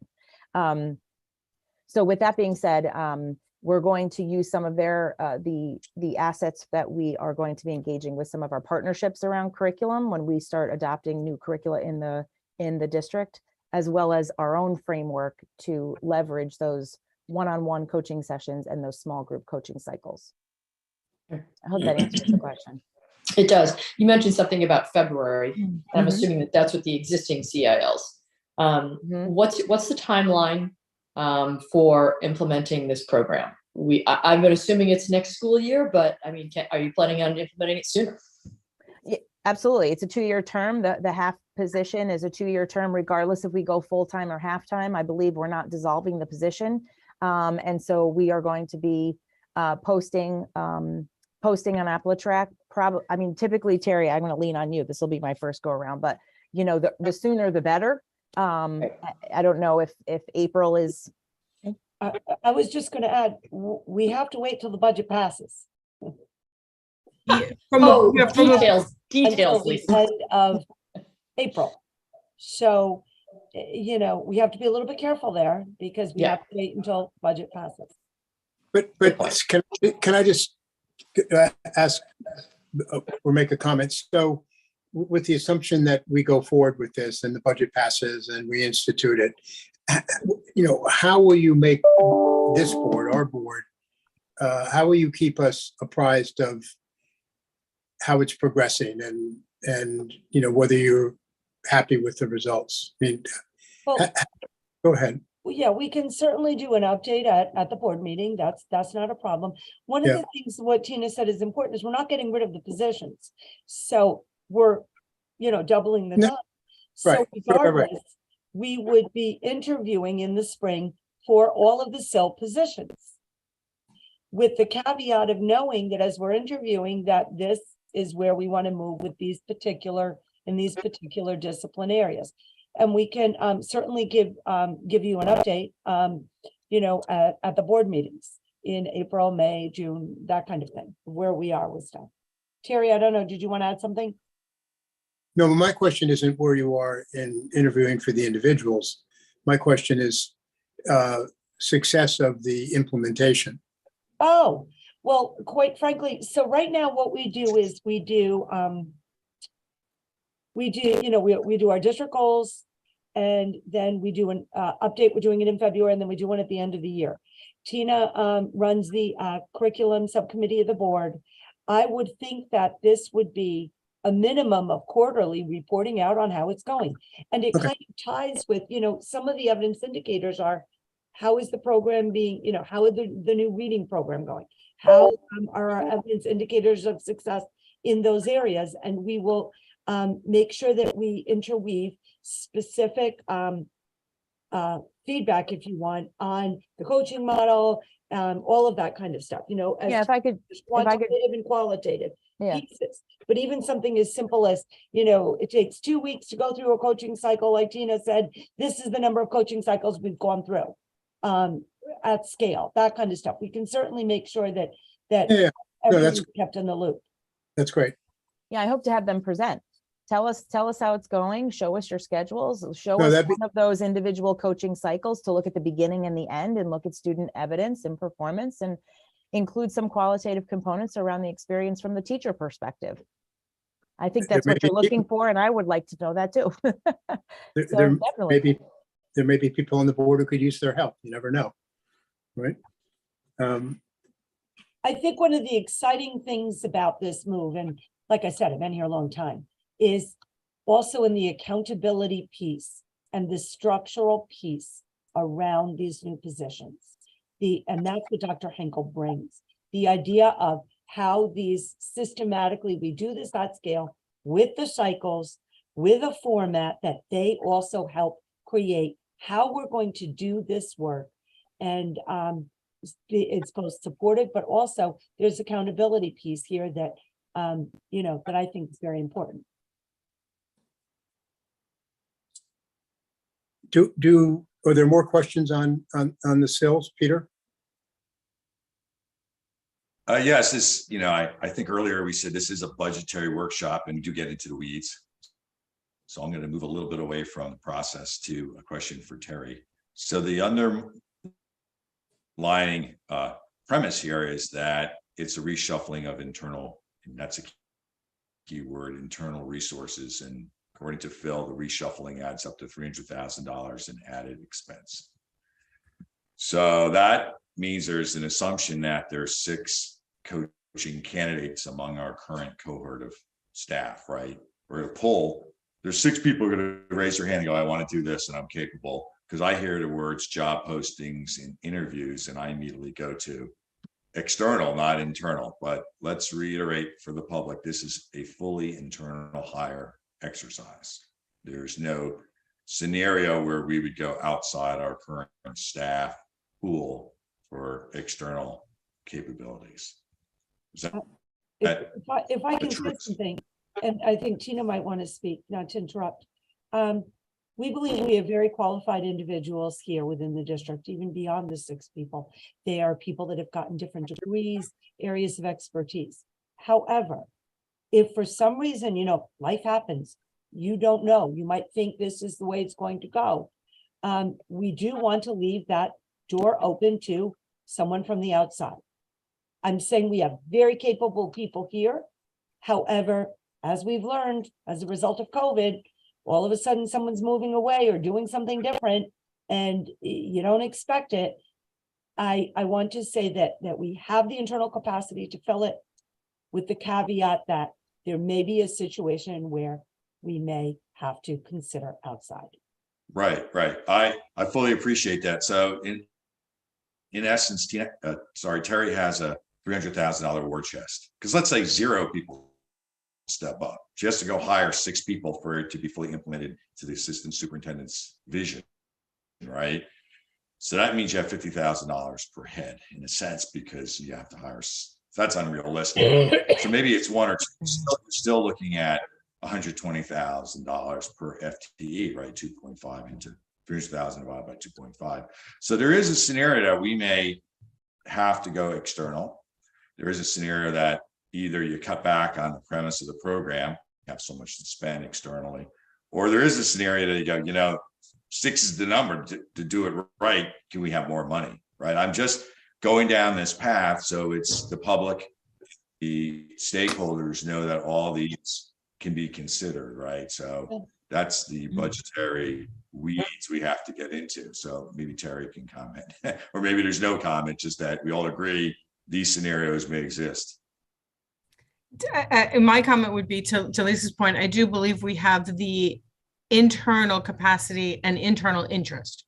The teachers union is certainly aware of this. The current SILs are aware of this concept. So my understanding is that we have both the internal interest and the internal capacity.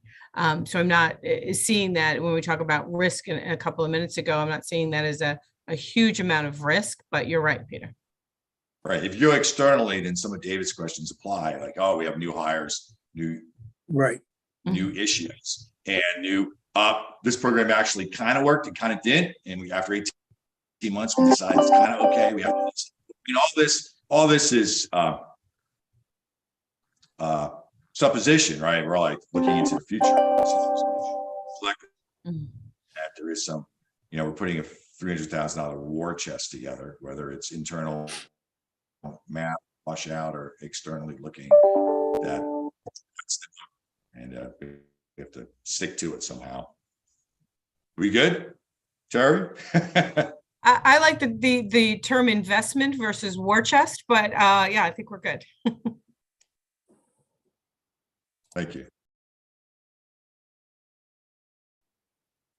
Do we have more questions on this SIL topic? Lisa, do you have other things you want to move on to? Yeah, if we could just take a moment and then maybe we can decide how we want to move on. Dan, could you please pull up where all the documents are located on the budget No problem. icon? Thank you. I want to see how you guys want to proceed. So from here, So, oh, look, that cutie. We saw him reading yesterday. So cute with his British accent saying in the picture, lizard. It was a story about a lizard. He's adorable in 1st grade. Okay. budget. Click, please.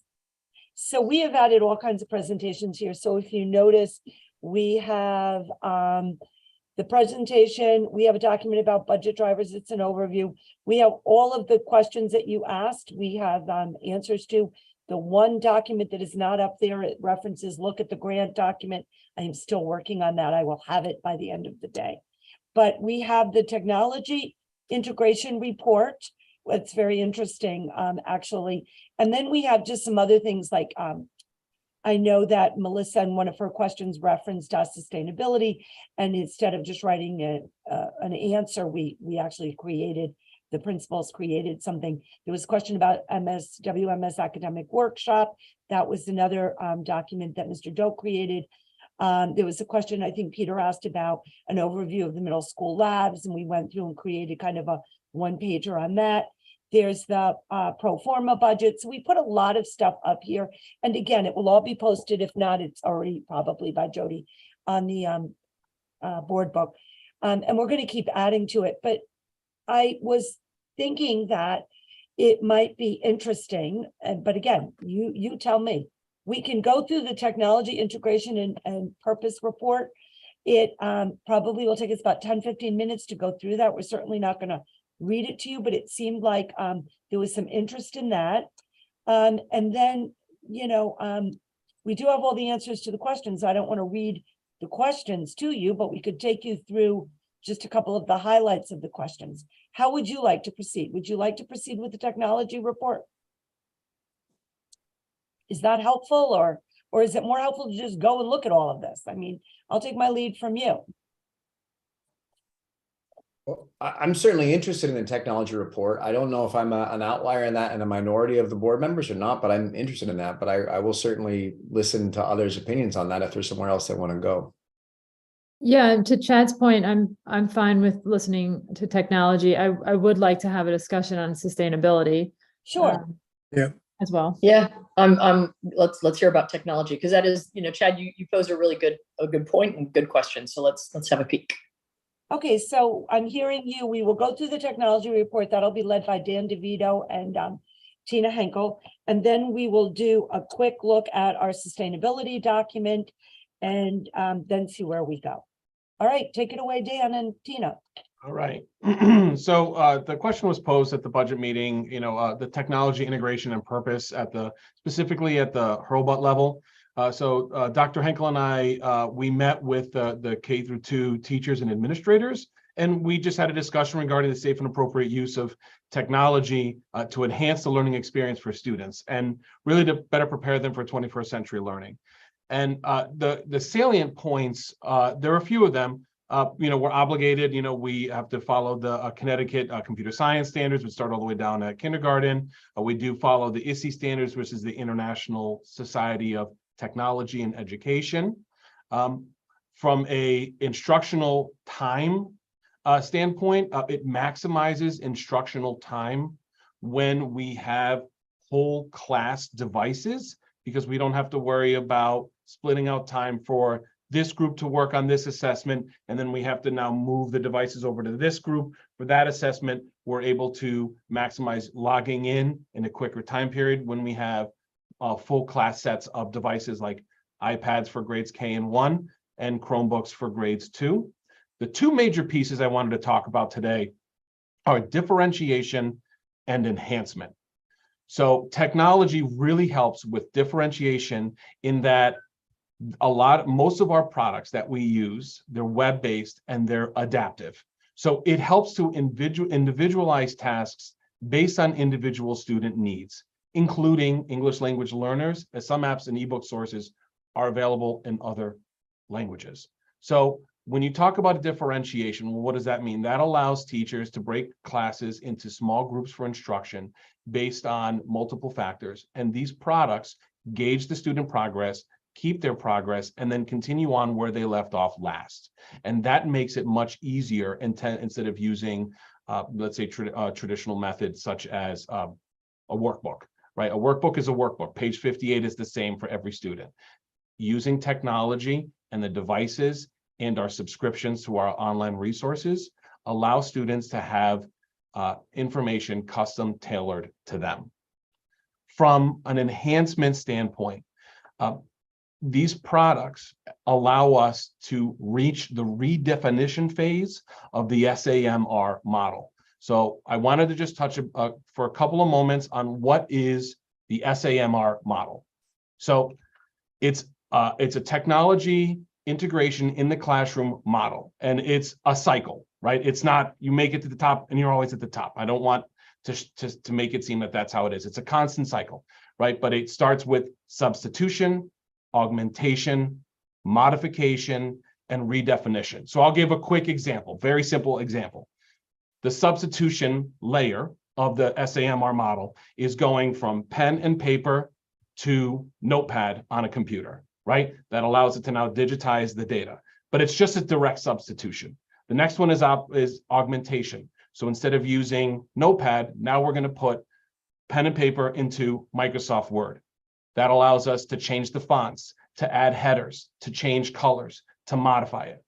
Now into actual modification, right? That allows for significant task redesign. What does that mean? Well, an example is instead of going from Microsoft Word, now we're going to be using Google Docs. What does Google Docs allow? That's a complete task redesign, collaboration, real-time collaboration between multiple students, whether an entire class working with a teacher or in small groups together. And ultimately going into the redefinition phase, which is technology allowing the classroom to create new tasks that were previously inconceivable. So for instance, now we've got everything in Google Docs. Now the students can put it into an audiobook, or they can embed video into it, or they can turn the whole thing into a comic strip, allowing for a much more immersive educational experience that traditional educational materials may not allow that to happen.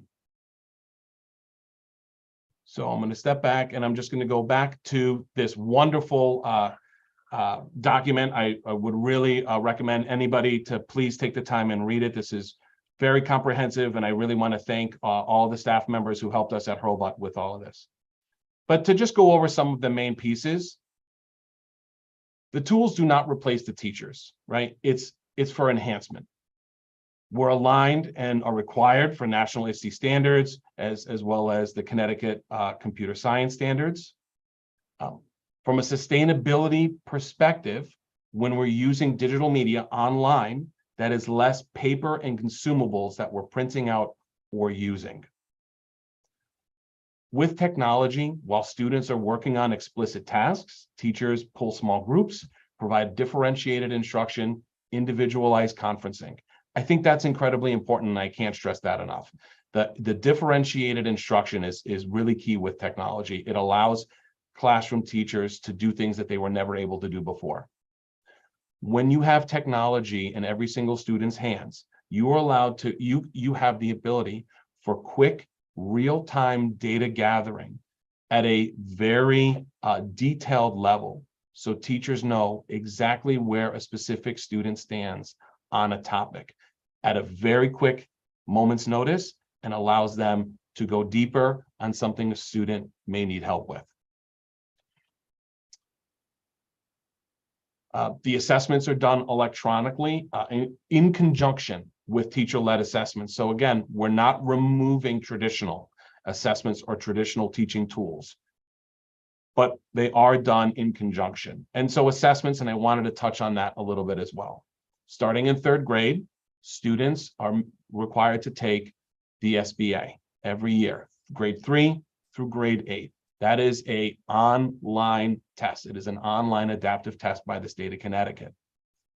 Students need exposure to technology to properly understand how to use and manipulate technology so that by the time they get into third grade, they are able to confidently use the product, use the tool, the Chromebook, to take the smarter balance. The last thing we want is for a student to perform poorly on the smarter balance because of lack of technical competencies.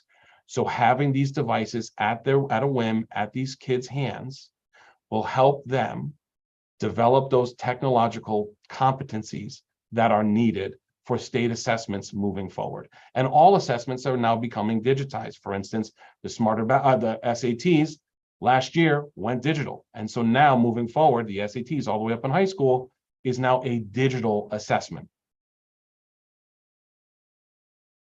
Just a couple of examples. In kindergarten and first grade, the students use technology to record their voices, taking screenshots. They plan what they want to write in their stories across multiple pages.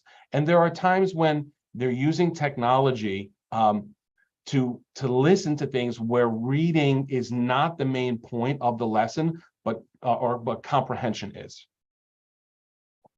In second grade, for example, they're using technology to access databases that are used to learn about people during biography units. They need to be able to access this information about the people that they want to learn about, regardless of their ability to read the text.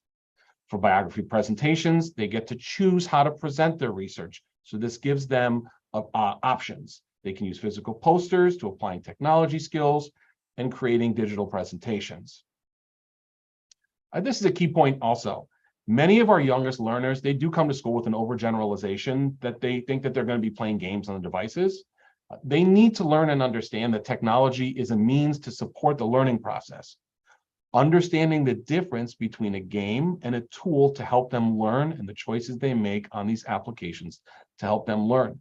There's a whole concept of the gamification of education, not playing games, but the gamification in education and how much that helps students. And technology is a large portion of the gamification.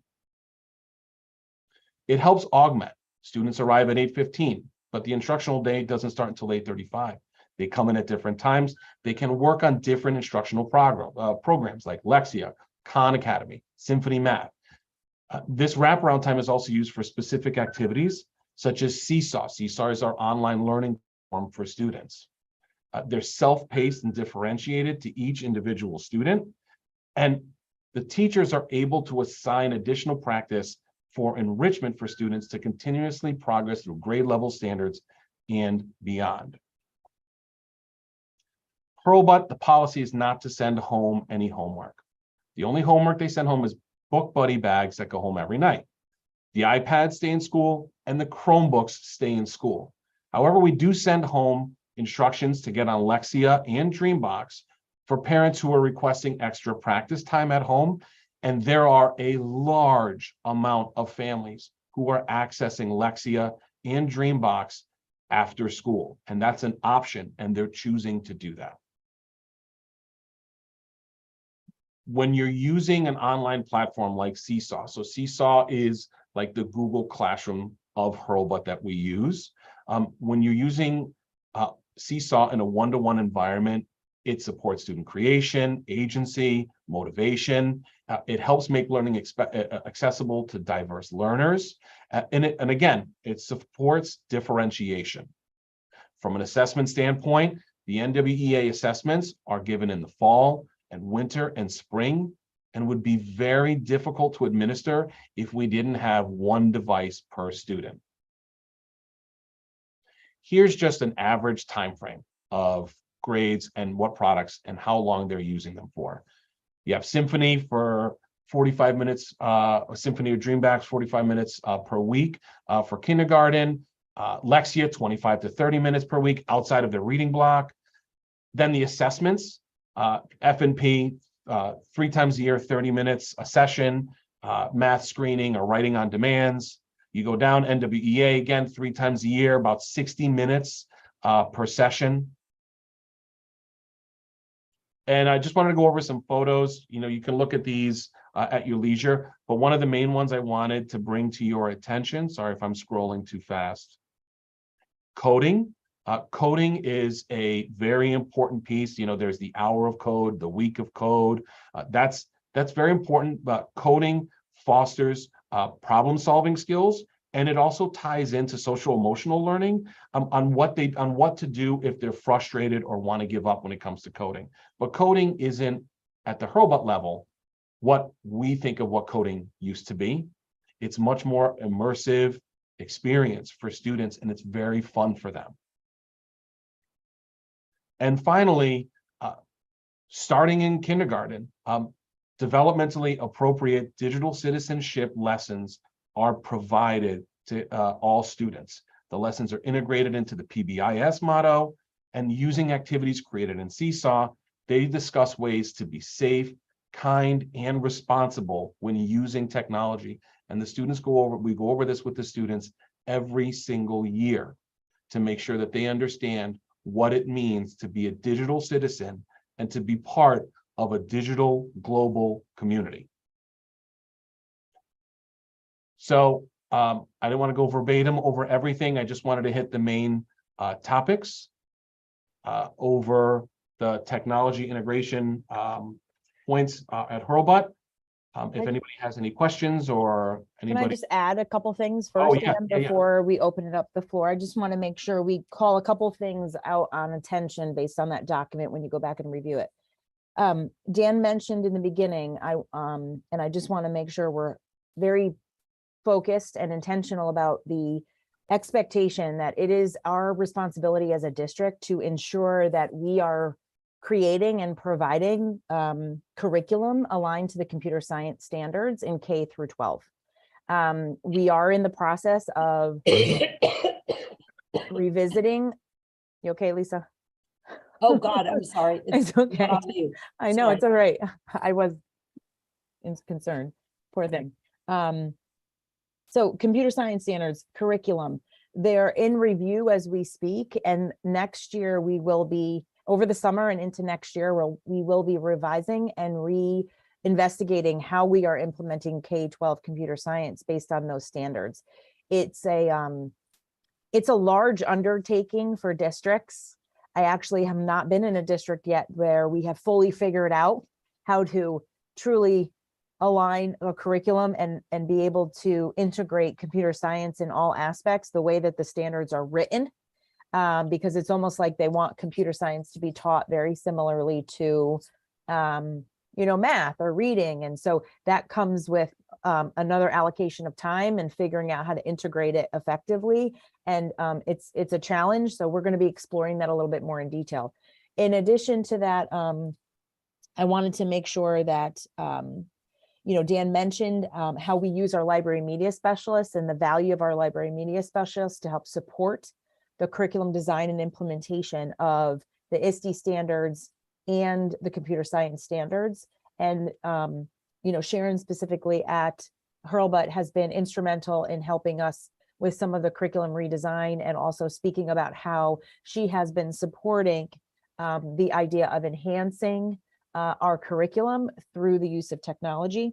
I'm sorry, I wasn't supposed to say the name, but she's great.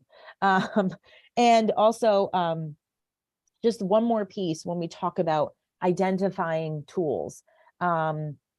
We are very meticulous and we spend a lot of time researching the various tools that are on the market to ensure that the tools that we identified and we integrate into our district are aligned to curriculum, then they're not one-offs, because they need to be embedded in the learning design and the learning experience for students, because those programs that we use are an extension of the standards and an extension of the curriculum that we expect our teachers to implement K through 12.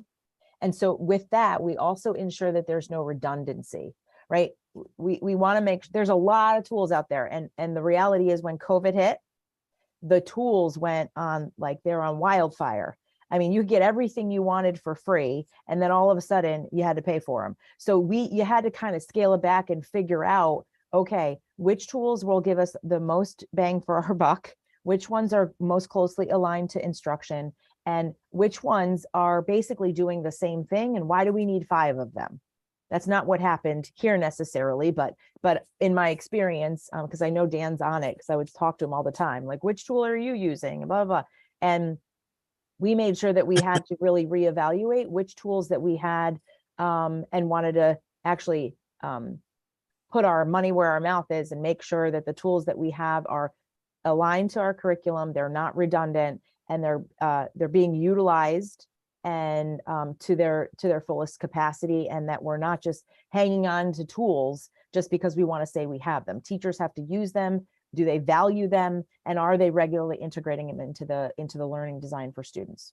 Okay, I'm done. Thanks, Dan. And I also wanted to bring that up, like Tina said, there may be products that at one point were separate from each other and we needed multiple products, but as products themselves have evolved, they then take over and have the same function as other products that we have had. So we are constantly going over like, hey, this product can now do X. We have this other product that already does that. Let's drop this product since we're already paying for this one. So it's a constant evolution of what software we're using. Is it the best for the students? Is it the best bang for our buck? And I also wanted to correct myself, so I do apologize. Grade 2 does have paper homework. I said that nobody at Hurlbut has homework. My bad. I'm sorry. That's so funny. Laura, did you want to add anything? I know Laura, Dan, and I worked collaboratively with her teachers to gather some feedback and talk about their experience enhancing the curriculum with technology, and also, highlighting some of the great work that they're doing at Hurlbut. Yeah, I think this has been very well summarized. I think one of the most important things that Dan and Tina have both said is it's very focused and intentional. We're very thoughtful and purposeful about how we use the technology and what the technology is used for. It's a tool we use. So in our Learning Resource Center, when they're using the robots, many of the lessons are focused around the collaboration and communication skills that we want students to learn here. So while they're using the robot to code, they're practicing how to communicate their thinking, how to honor somebody else's thinking. What do you say when somebody has a different idea than you? How do you respond to that? So all of those skills are embedded with technology as the tool for that. So we're working on a variety of skills and approaches with the students, and the communication and collaboration are big ones. And, we all recognize, I think, how important those skills and competencies are for children. And there's just so many countless ways we could give you about how it enhances the curriculum. Our biography unit in second grade teaches students how to research. When we research and we use technology as one of those tools, it opens up a wide variety of tools for students. Students can then read at their independent, their own individual reading level. They have access to a wider variety of resources for them. There are materials that students aren't ready to read yet independently because it's at a higher reading level, but the technology will read it to them. So now they have access to those higher level thinking skills, those resources, and it just enhances their education. So, I could go on, but I think, a lot of it has been already said so beautifully by Dan and Tina, but I'm always happy to give some more examples. We're very thoughtful about how we use it. Thank you. Great presentation. A couple things I just want to add, of course, have to get the last word. The other thing that I think is important to know is that our teachers are very skillful in how they embed technology, and decisions are made every day on the way it is embedded. And when as it's being embedded, perhaps if the students are focusing on something, the teacher is preparing for the next instructional strategy and the next learning task, which I think is really important. Sometimes people say, well, you could do this without the technology. Yeah, we could. However, it enhances it. It makes transitions seamless in learning. It differentiates in a way that a child doesn't feel like, oh, I'm in a different reading book or level or whatever, or I'm working on something different, because that's what's meeting that child's needs. So one of the unintended consequences, I think, also is the social emotional factor of what technology can bring. I kind of equate it with, when we had blackboards, then we had whiteboards, then we had that, we used the wonderful projectors.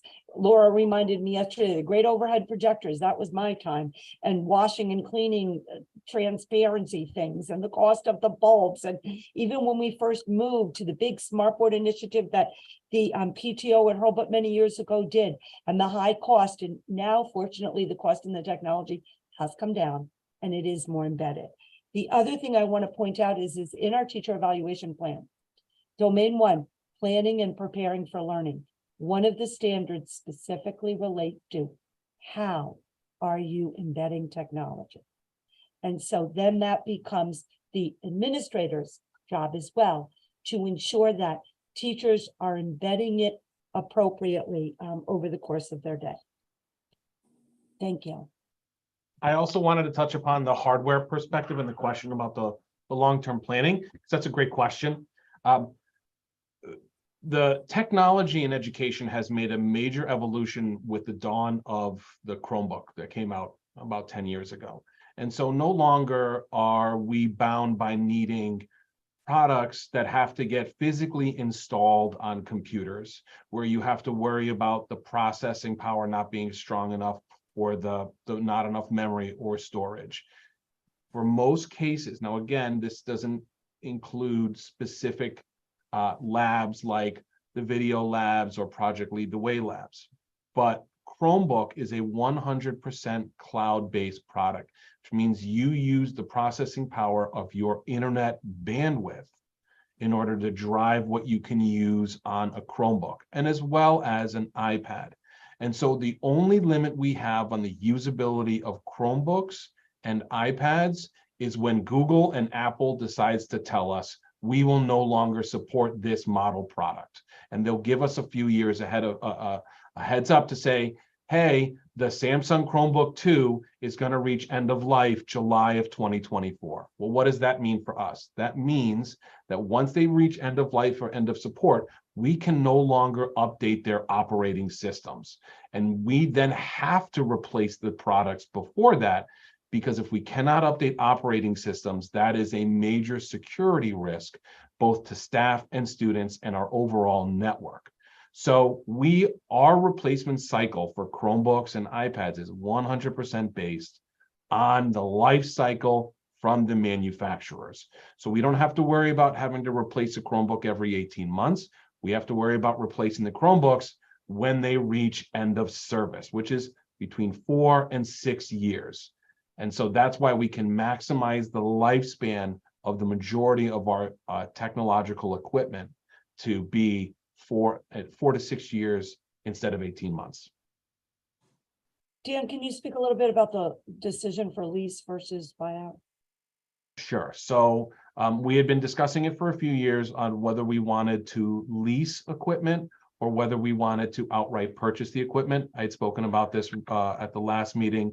When I say lease, I do not mean a traditional lease like you're leasing a car. It's a capital lease with a $1 buyout at the end, and the district then owns the equipment. The point of our lease is for us to build in a replacement cycle for these products, whether that's the Chromebooks, whether that's staff laptops, whether that's iPads. And that way we have a 48 lease.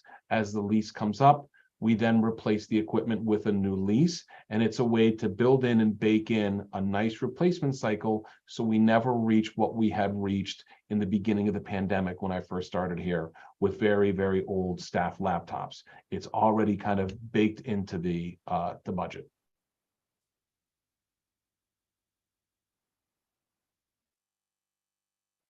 Okay, questions?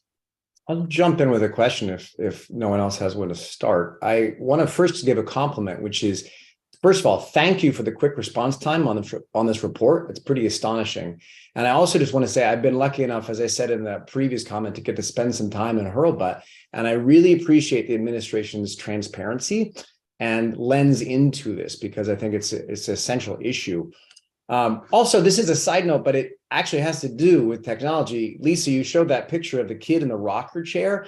Folks who have not visited Hurlbut, there's some really good news about the chairs and equipment that our kids are using post-COVID. There's rocker chairs, there's wedges, there's stools. That sounds unrelated, but if all of you on this call have a really sore neck from doing this all day long, which you probably do, the good news is that our kids, by getting up and moving, are already going to have a better chance to avoid some of that like deeply sedentary activity that technology activates all the time. So that's great news that I just wanted to share. I have a question about this, which is that, so I said this last time, half jokingly, that I wish I could multiply Dan and have a 1.5 Dan DeVito, but I really mean that, because my question on this is, shouldn't we be maximizing human resources and reducing technology resources? In other words, I have a second grader. I would love Dan to teach my second grader how zeros and ones flow through a decision tree to actually allow coding to work in such a way that it is. So my kid has some visibility into what's happening behind that two-dimensional surface. I really legitimately mean that. And that's partly why I'm interested in, can we maximize human resources without essentially just channeling more money to Alphabet and Meta and these companies that necessarily don't have our school district's best interest in mind. So anyway, my big question over all this is that, can the CILs be used to help how we use technology? Because I remain deeply, deeply skeptical that we need iPads or Chromebooks or smart boards in Hurlbut Elementary School, but I recognize I might be in the minority about that. I'll share some of the reasons why I'm skeptical about that. But if the board and the school district determines that we do want to invest the money that we're talking about in technology, as opposed to allocating that elsewhere, saving that money, if we're going to do that, then it seems to me it's really important that we walk the talk of what you're suggesting, Lisa, which is that we're very intentional about how we use technology. And Superintendent Barbiero, sorry, Lisa, Superintendent Barbiero, you have used this phrase, which I really appreciate, like that people can agree to disagree, but we should try to move forward with sound decisions. Respectfully, I do disagree that technology is used in a highly intentional way for our kids at Hurlbut. And I'll give you a couple examples. I was lucky enough to spend some time looking at how it's being used in Hurlbut, and I actually think we're missing a letter on that SAMR model. If I can ask you to, Dan, can you share your screen again and put SAMR up there?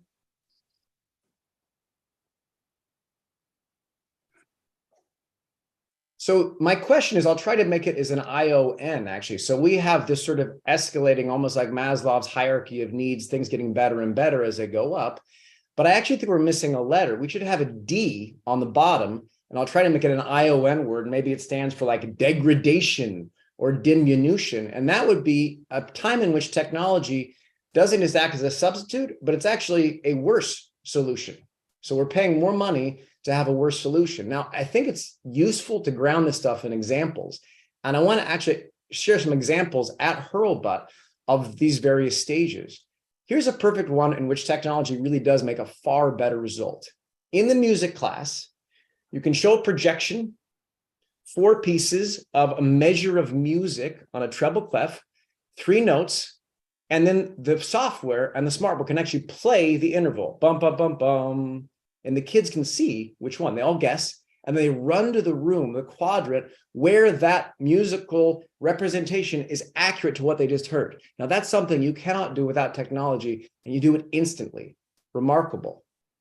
On the opposite side, there are times in which books are read just via like a story which is recorded, which I would argue is actually far less effective than a teacher reading a story. There's a time in which show and tell was done with an iPad and a device, basically just a glorified overhead projector. And the students are generally confused as to how to show the 3-dimensionality of an object, like a mug, as opposed to traditional show and tell. Instead, it's being projected 2-dimensional behind them. So by my count, there was about 7 or 8 uses of the smart board. I think only 1 or 2 actually reached the point of redefinition or modification, and the bulk of which were either at substitution or actually, to put a new word on it, degradation or diminution. So I might be in the minority in terms of my serious skepticism why our kids need individual devices. But if I am in the minority and we do move forward with the kind of investment we're talking about, then my urgent question is, can we use the CILs to make sure that technology is actually being used in an intentional way? Because I think there's a lot of opportunities in which it's not. And then the slightly uglier question at the heart of this is, if we're really saying that every single student from kindergarten to second grade needs an iPad just to take the NWEA test, what about the school districts that can't afford an iPad for each kid?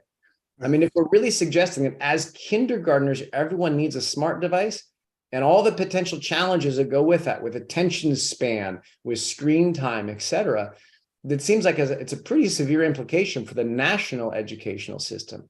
And the last point I'll make about this is, as a parent, I try to actually keep my kids off screens as much as I can, because I know about the issues of social media, of cyberbullying, of self-harm rates, those sorts of things. If they're going to school and at 8:15, when they roll into school, as opposed to being handed a book, they're handed a tablet, which the teacher has no visibility from the front of the room if they can look into. Similarly, if that's what we're suggesting that our kids do, that we're suggesting they watch a animated avatar do a little dance video and they're going to mimic the dance video as their movement break, then my question is, what is the work that I'm doing, and many parents I know, in terms of trying to keep our kids off screens at home, what does that have to do? So I know I'm animated about this issue. I'll stop at that point. But the big questions still are like, do we need one device per kid? If it really is just for the NWEA, can't we find a way to change that to save money? Number two, if I'm going to, be on isolation on this issue, then if we're going to proceed, can we use a CILs to make sure technology is used much, much better? Because I'm not yet convinced that it is. And now I'll stop talking. Okay, thanks. And as you said at the very beginning, agree to disagree, I would take exception to the word degradation.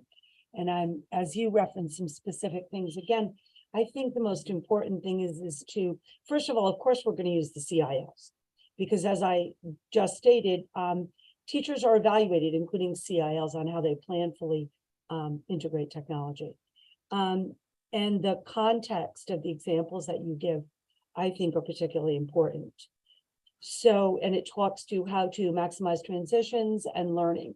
If you can smoothly transition from one learning task to another, and especially when you are dealing with our youngest children, and I'm sure Laura can agree, you're dealing with 4, 5, 6-year-olds, how to do that in a way that maximizes their learning. So when, for example, the first grade teacher was put up the fairy tale book and had the fairy tale book being read via the smartboard, the students were eating snack at that point.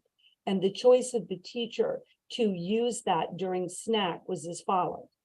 We want the children to eat because lunch is a long time away. We don't want the students at that point to really talk, but just to look at it and listen. And while that's happening, the teacher is getting ready for the next activity. So when you said, there was a comparison, another teacher had children on the ground and they were holding up a book and the teacher was reading the book. After the teacher transitioned from snack, that is what she was doing. She had them on the floor and she was talking to them and going through things. Now, the use of a smart board to do something like an overhead projector and to be a whiteboard, or in my day, actually a blackboard, that's all encompassing. So whether they choose to use, now we're going to use I'm going to post something and I'm going to write on it. That is a use of our smart board. It might not be the very best use for that technology, but if you look at our classrooms at Hurlbut, the walls and boards and everything are covered all over. And so to be able to use it and then just click on it or erase it or have a child come up and do it, it's very quick and time consuming. The other thing is again, about the show and tell. Those were kindergartners. They're our youngest learners, 5 years old. It was during snack. And the student did get up and the student was holding the object. And then the teacher did put it on the device. The goal there was for the student to share something. And I remember both Laura and Matthew said how proud Sophia was when she came in with a plant. And we wanted to make sure the plant got home safely because that plant was a Christmas gift. But I wouldn't describe that as a degradation. I would describe it as a way to share something, again, during snack. And when the teacher chooses and planfully uses the smartboard, or at times using different equipment, it's as she is preparing a transition, much like the movement. Okay, for 2 minutes, get up and stretch. Where that felt was in between the math block, which is considerably long, and the language arts block. So for those 2 minutes in second grade, the kids did get up and they were stretching themselves to music The teacher was getting things organized in the classroom. And when we went back and visited that class a little while later, students were sitting there reading their books individually with privacy screens up and working through it. So yes, there are snapshots, but the context around the snapshots and the planful way that the teacher is putting this in, I think is important. Laura, would you like to add anything to that? I certainly don't want to monopolize this. Yes, and those are great examples, Lisa. So our CILs are involved with the planning and the use of the technology on an ongoing basis. That is part of what they do. And again, Lisa's great examples of, why a teacher might make those purposeful decisions change throughout the day. So, putting something that a student is sharing under the document camera so the whole class could see it increases accessibility for all students versus a student walking around the classroom, showing it to one student, the student across the room yelling, "I can't see it." Now the teacher has to stop the lesson. It's used to facilitate, not to replace. And I think that's an important distinction. The teachers make these ongoing decisions throughout the day and they're professionals about it. So I do understand the concern about, social media, technology, the impact that can have on students. Most of us are parents. I'm a parent myself. I think there's a very big difference between students using, a device, phone, etc., to just mindlessly scroll through Facebook versus we're using it as a tool to help increase access to educational tools, promote learning, and to enhance their education. So, how we use technology, we have these conversations constantly.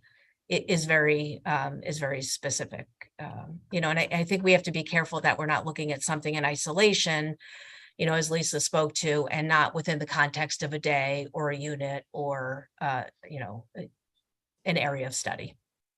Laura, can you speak a little bit to what happens in the morning at 8:15 when students come in?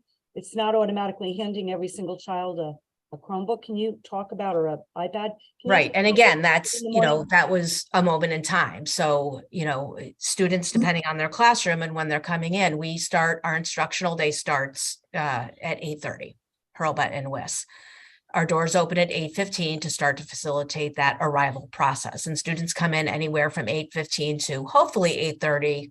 On a daily basis, we do have students that arrive after that. Students are unpacking, getting organized for the day, greeting their teacher, socializing with their classmates. It's also an opportunity for them to start to transition from coming from home to I'm now at school and I'm going to begin my day. At times, one of the tools that a teacher might use is some reinforcement of skills and learning using technology. Not always. Once students are all arrived, we've done our morning announcements and our day begins. Students then gather as a class and start their morning meeting, which is teacher-led, and students are gathered on the rug to talk about the schedule. It's an important social emotional time to then transition into the academic blocks and move on to their special area classes. So at times it is used as a tool, but it's not every student walks into Hurlbut and they're on a computer for the day or for, every day. That's not how it's used.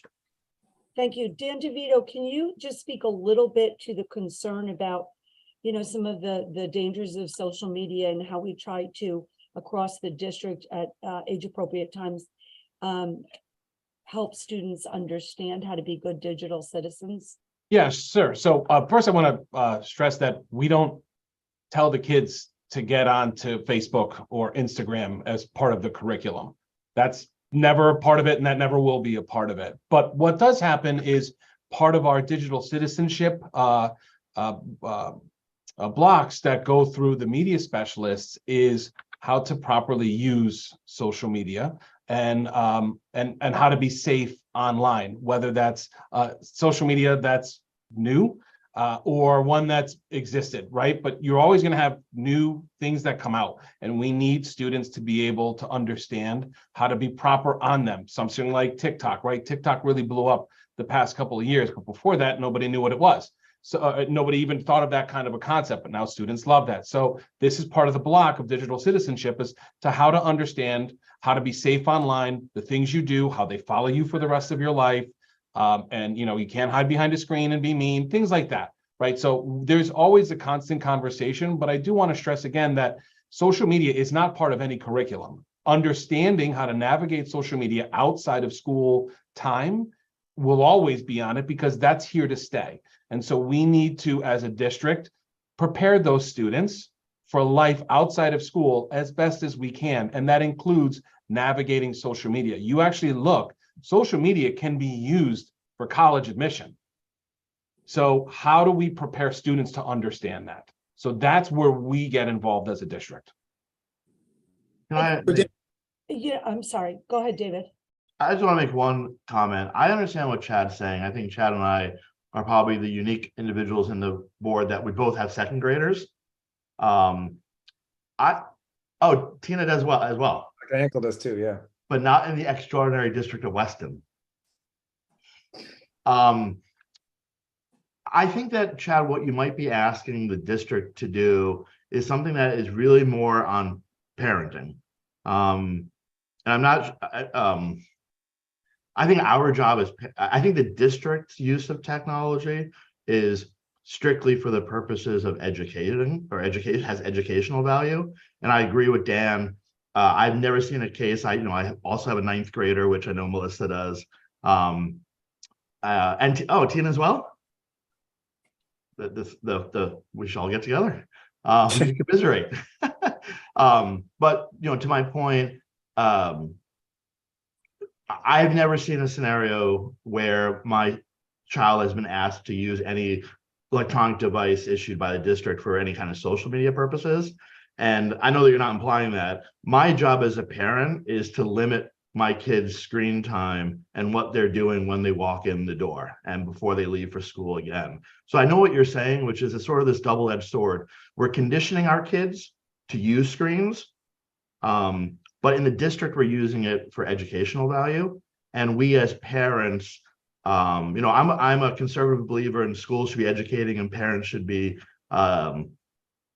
socializing, or whatever the case may be. So I think we as parents have to understand how the district uses technology, and then at home, make sure our kids are not doing the things on social media, whether it's with a district issued piece of technology or their own technology. But I haven't seen any instances where the value of the technology that my children have used has had a negative impact. It's only been positive. So I understand your concern. I'm just not sure if it's something the district needs to solve. I think the best that we should do as a district is just remind parents of the dangers that, we are using technology. So the kids are becoming acclimated with how iPads work, how laptops work, how to get on the internet, and things and tools they can use in their own home to limit how their kids are using the technology, and to use the technology in a mature way.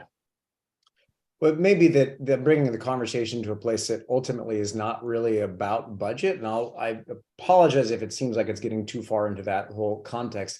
Where the rubber meets the road here is simply just a question of, do we need the line item budget to pay for the level of technology that we do?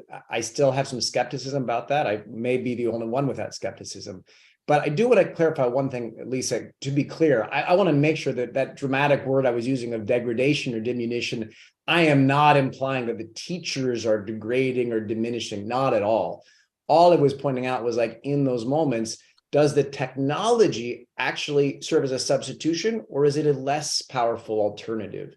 Is reading via a machine versus a human less powerful? Is mimicking the dance moves on a smart board of a little avatar less powerful than coming up with more innovative and creative movement on their own? So I just want to make sure that I'm not implying that I'm sort of saying the teachers were denigrating or anything like that. That's not the case at all.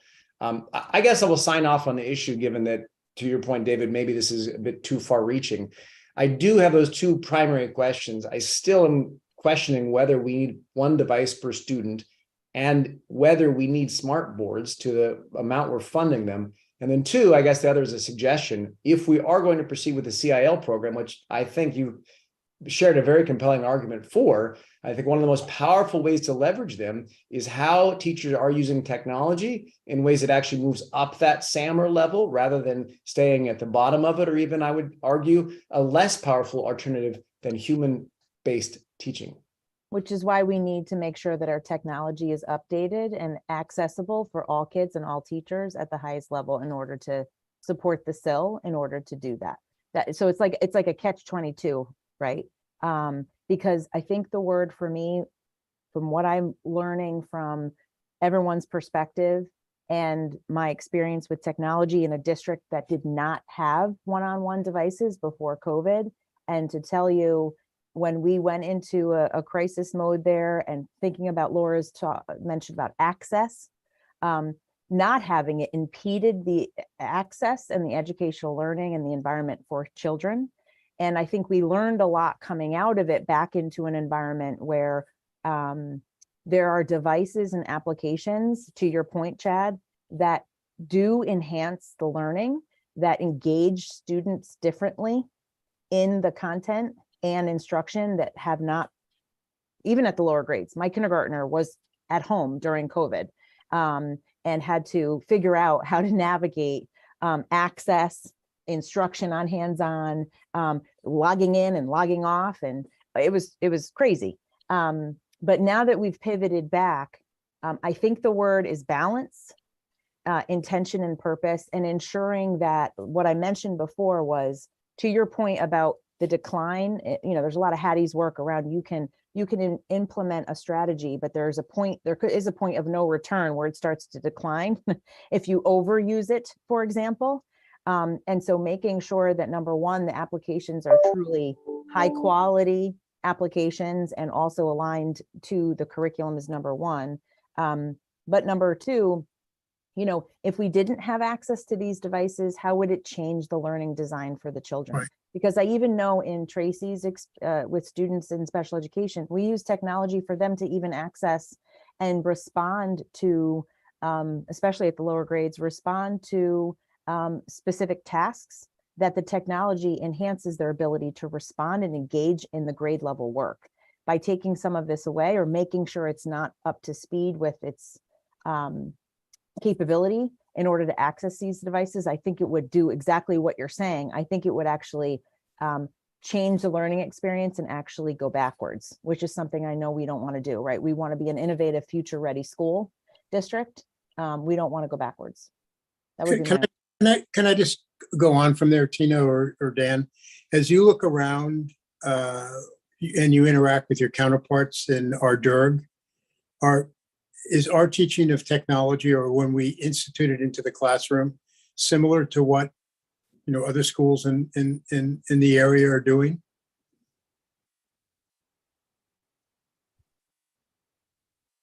Yeah, I mean, yeah. I So can- in talking with my counterparts, yes, from a hardware perspective, it's almost 90% of the state has a one-to-one program, starting all the way down at the K level. So from a hardware perspective, yeah, we're very to the rest of the state and the rest of the country in terms of having the devices and in terms of what we're using technology for with our counterparts. I speak to my counterparts regularly, and there's a lot of overlap. I would agree. I would just add that in some of the more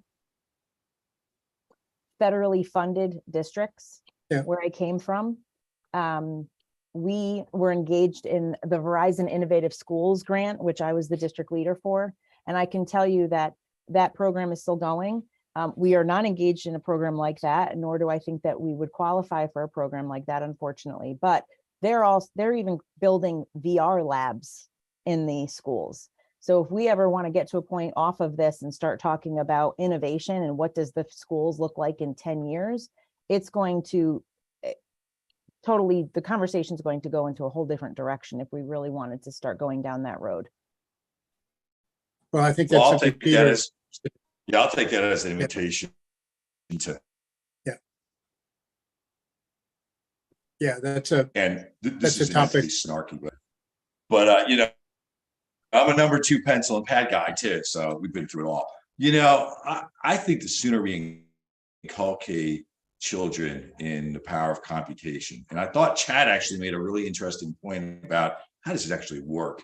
The sooner they sort of get that in their sort of conscience, then by 12th grade, right, they're competitive globally because they've been inculcated from day one in the power of computation, right? So we're, again, going back to my point earlier, this is a budget talk. We're talking about light items, we're talking about expense.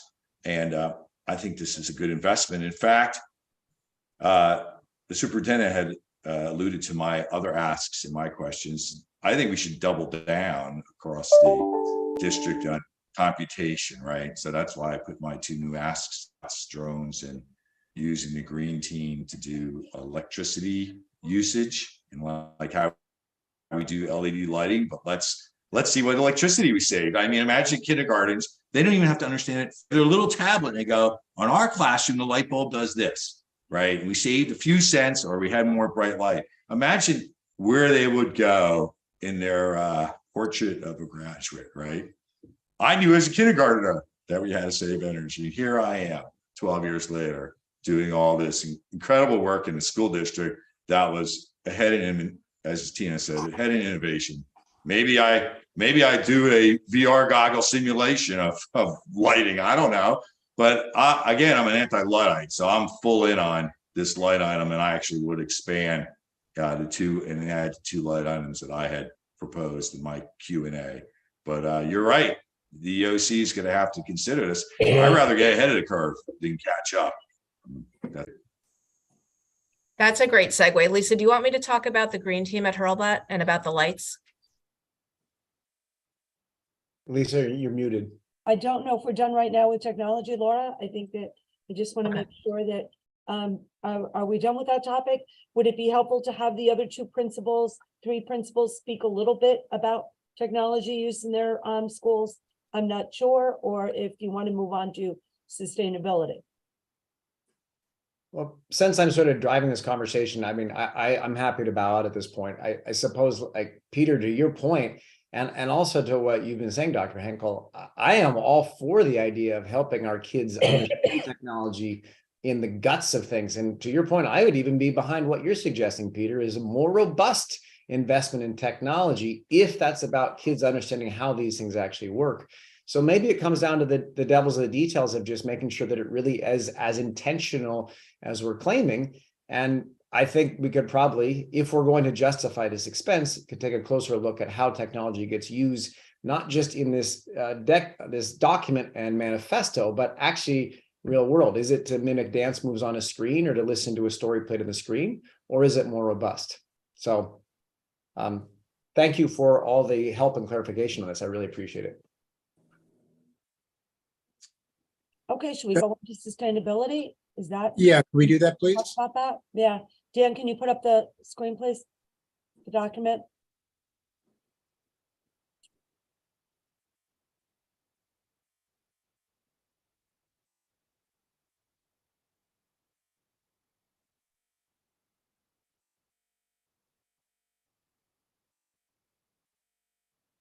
We kind of make it bigger, or I don't know. I guess people can see it. So I thought it would be important for the principals to take us through an update on the sustainability, specifically, and it's referenced in the answers that I know you haven't had a chance to look at, with regards to district. You know, some of these initiatives, there's no big budgetary cost, and others there are. So as you know, we are committed to embedding sustainability across the school goals. It is an important theme. It's a theme of the UN development goals. We've been working on it a long time, and fortunately, I think with the efforts with the town, coupled with some very strong green teams in our schools, we're taking it to the next level. As far as at the district level, one of the things that we are looking at for next year, and we did put in the budget, is the idea of composting, a composting plan. I believe Phil has been in contact with, what's the name of the company? Camp Composting, or I don't know. Curbside composting. Excuse me? Curbside composting. curbside composting. And Phil, if you can just talk a little bit about, and again, this is one company we've looked at. What basically is the dollar figure if we were going to move forward with composting next year? I know it's broken down by bins and schools, and I looked through one of the Right. proposals. I think what we're looking at is about 1,100 per month per school. So I think we're looking at close to about 12,000 or so. So our goal, oh yeah, curbside composting. So yeah, I see here it says 4 schools is about 1,100 a month. Correct. So, you know, the idea is to roll this forward. They're doing it very successfully in Wilton. We would like to go see it because the devil is in the details. But the district is committed to doing that. And you know, what's interesting is our students will continue to hold us accountable to make it happen, especially our students at the high school. The other thing is that we do have stipends for the different green teams. There's, you know, if you're looking at budgetary connections, there's connections to the course offerings, specifically at the high school. But I'm talking too much. Let me turn it over to the principals, if you can take us through the efforts at your schools. Laura? Thanks, Lisa. So at Hurlbut, we have a green team that is consists of teachers as well as working with the students in their classroom. And we have initiatives that tie with our school motto, be safe, be kind, and be responsible. It's the perfect motto to capture how to be kind and responsible to the greater community, the world, and our environment. So students really get excited about this and they're involved in the initiatives. Our first one this year school-wide was Leave the Room, Leave It Off, which was about conserving electricity. So students participated in this. It's a very big initiative around the school, and the students instantly were able to capture that concept. And also in learning about conserving electricity and energy and the environment, again, there are those social collaborative and communication skills embedded in that. So what do you do if, you know, if somebody forgets to turn the light off? How do you remind them? What words can you use? And it really helps also build our school community. It's also a wonderful way for students to bring that information home and to make that one of those very natural homeschool connections. You know, we all have electricity at home. So when students go home and kind of bring this information back, parents have really enjoyed being able to, you know, capitalize on that home. We all have very big electricity bills. We're all happy to see a little bit of reduction in that. So the students have really taken to this and are helping to communicate it at home. We also have been working on recycling for many years, something that we have to constantly talk about and learn about and remind students. And we actually, you know, we practice these things in the classroom. So modeling, what does it look like when you recycle? How do you do that? Let's practice it together. So as a responsive classroom school, instead of just saying to students, oh, don't forget to recycle, we show them, what does that look like? What does it sound like? How do you do it responsibly, safely, and cooperatively as a class? This year, we added in a recycling bin outside that our families have helped to support, where we recycle textiles, and students are learning about ways to, you know, reduce, reuse, and recycle in terms of textiles around that industry. And for every time we fill the bin, a tree gets planted in our name. So it's which students are really able to understand and make a connection to. So those are two of the current big initiatives. And as you can see in the pictures, our students love getting involved in supporting those throughout the building. Patty, I'm going to turn it over to you. Sure. So this is a really fun part of my job, actually. I get to work with our green team, which is really with my school, my media specialist. We work with really a very enthusiastic group of students. We started this team about 3 years or so ago, and they've really stayed with us, and we keep adding as new third graders come in, really students who are really enthusiastic about the environment and about recycling. And so it's really been about awareness, really in our school, about the importance of recycling. And it's really been about awareness of the effects of plastic on the environment and how we can shift from plastic using, you know, more sustainable material like metal lunch boxes and reusable silverware and things like that. So, but the first things we did was make sure that every classroom had a recycling bin, especially for paper and things, and then really moving over to recycling bins of for bottles and cans within their classrooms. And then really, this team is really responsible for putting posters up around the school and for putting up morning announcements, part of the morning announcements, and doing presentations about recycling and about the effects of plastic on the environment. We just recently were able to get a big recycling bin in the cafeteria where we're collecting cans and bottles from lunchtime, and then our teams are talking to the students about what really goes into those bins and how water doesn't, that they have to be emptied, and so it's really about it. They're becoming like little teachers for the school and really helping us be better at reducing and reusing and recycling. One of the things that we started a couple of years ago is to try to do a school-wide project right around Earth Day, where we have done school-wide cleanups, we've done planting bulbs. So I just met actually with my green team this morning, and we're talking about, let's start that process. What do we want to do for this year? How are we going to get everybody in our school involved in some aspect of making our school greener and prettier? So stay tuned. Also in 5th grade, during our advocacy and argument unit right now that's taking place in 5th grade. We used to talk about chocolate milk versus milk and but the pros and cons of that. We've now switched that topic to plastic bags, whether we should be using plastic bags. So that so it's going right into the classroom and having those conversations, and they form debates and they research both. And so so we are trying to make that curriculum connection as well with our sustainability. That's what's happening at WIS. Dan, right over to you. Thanks, Patty. If Dan could scroll up a little bit. So at the middle school, we really build on that foundation that they set at the lower schools. The kids come, they know to look for the recycling bins. They know pretty much where to put their stuff. We had a similar movement last year about shutting off lights, and many of the classrooms still have those shut the light off when you leave stickers up. The most probably active group we have right now, the most popular student group regarding sustainability, is the Hydroponic Garden Club. This started about, I want to say it was like 2016, after the 7th graders took a field trip to the science barge, and they learned about how we're going to have to think differently about agriculture and sustainability if we're going to feed a growing population. And so they learned all about hydroponics. It started off with a grant from our PTO. There was actually a large anonymous grant that funded the conversion of what used to be a display case on basic types of different science. There was skulls and bones and rocks and microscopes, frankly, that had about 1/2 inch of dust covering most of the display items.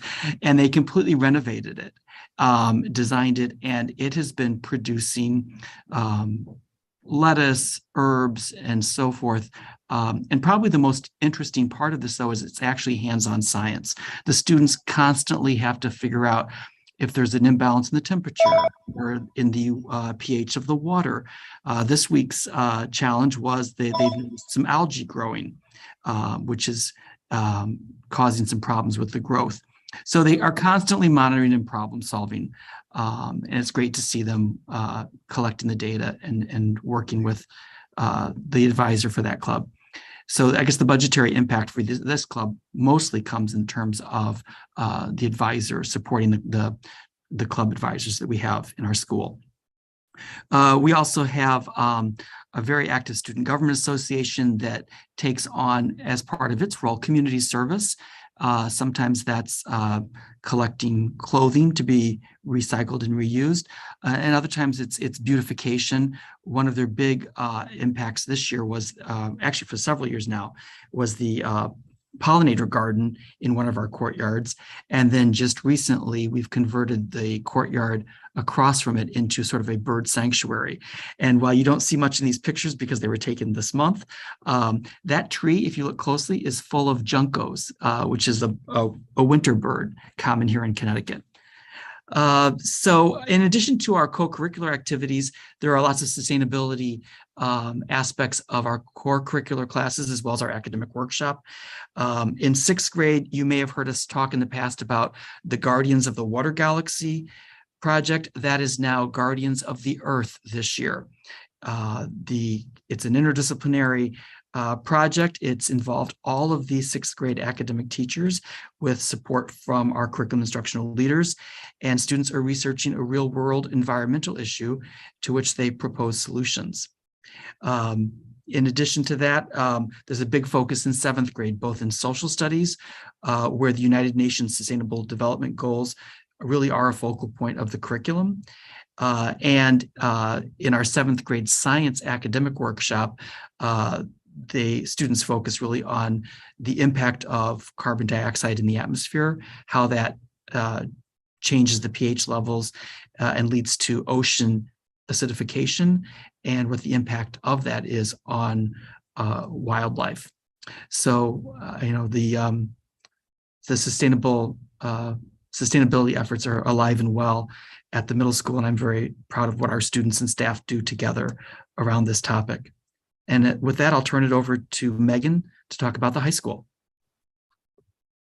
I now know why students come to the high school with so much passion, because they've had years of authentic opportunities to kind of share what they know and get to know the world around them. So the high school is, I think, thriving in terms of sustainability efforts. We have an awesome green team that has 2 advisors that you'll see in the budget that have existed.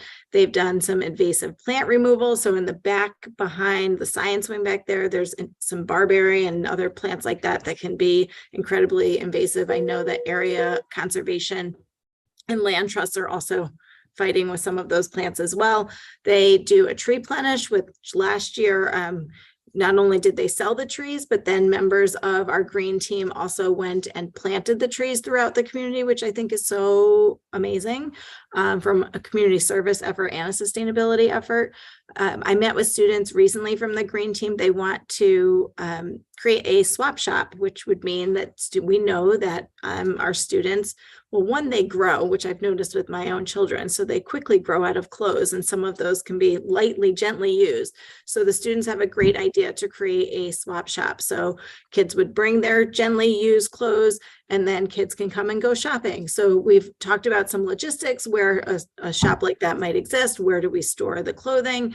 If I am bringing you a lightly used pair of really popular boots, I won't mention any brand names, what do I get in exchange? Like, how do I value those boots? And then how much can I shop for? So we're working out some of those logistics and hopefully making that a reality come March. So more conversations on that. They also work on Saturdays with our athletic boosters, and the students who work at the transfer station. They actually, through the sustainability, I'll get to the sustainability class too, but I think that this, they work together. The sustainability class built a sorting station out by our greenhouse, which helps the efforts of not only collecting the bottles and cans here in the school and working with the teacher to return those, but also in terms of a place as we grow those returnable efforts at the transfer station as well. So it's really nice to see them working in town and with other clubs here at the school. Are some students in our green team and our sustainability class. I think I shared it in my week ahead earlier in the year. They visited UConn, so they were able to talk with some students who had gone into the kind of sustainable and environmental fields and understand a little bit about what the future might hold for them and what some options are in terms of their future education as well. So there are some ideas out there that are, some are staff generated, some are student generated. And as we look to expand our connections with other clubs, such as Trojan TV at the high school, really great things to come. As you know, this is our first year. Lisa, I have that right. It's our first year, right, of the sustainability class. Yeah. And they have been super productive. I'm sorry, I don't have pictures. Actually should have gone out back and taken pictures. It's pretty impressive. They have built a large compost bin, which has kind of, I can never remember the words, but it's like they put them in, it like bakes, and then whatever, it's like bake, take, and something else. But the 3 different sections for the bin where we can put our compost materials, they sit and then they become this amazing soil to use in our garden. So they did an awesome job using, oh my gosh, why am I losing the, what are those? Not the crates. Oh my goodness. Yeah, but the, oh my goodness, what do you use for shipping? I'm totally. It's okay. I know what you're talking Pallets, about. pallets. So they reuse pallets, sorry, to make those compost bins that are out back behind the school.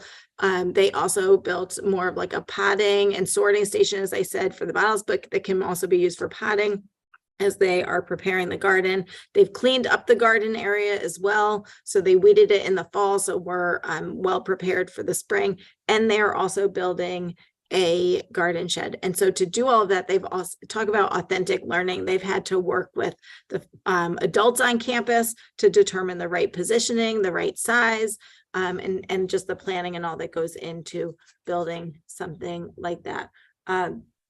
I just want to make sure I'm getting all of Is it. it barrels and tumblers, Megan? Was that what you were looking for before? No, pallets, you know, like Oh. everything gets shipped on a pallet these Yeah, days. no, I heard you So- say pallets. I thought the previous one where you're doing composting, barrels and tumblers. No. No, because we've built using the pallets, we've built our own 3-section compost bin. So we're Oh. not, those barrels and tumblers are great for home use because you can tumble them and it composts more quickly. But we have the seasons and time and also bulk with our garden and other, they're looking at other areas as well. So we also have students this week and next week doing an assessment of our food waste in the cafeteria. So ideally, they would like to have plans of working with Chartwells. What are we doing with the unused food and where can we partner with area? Maybe it's food pantries or other operations, rescue agencies to support our unused food. So that's a conversation with Chartwells and our other food providers. And then also looking at the food waste. So after students have consumed their lunch, what are they tossing into the landfill and what could we toss into a compostable? And I know Lisa spoke about Phil working with an outside company as well for that. So lots going on here. And we also have 2 other classes, environmental science and AP environmental as well for the high school. Thank you, principals. I don't know if there are any specific other questions or any other information we could gather for you.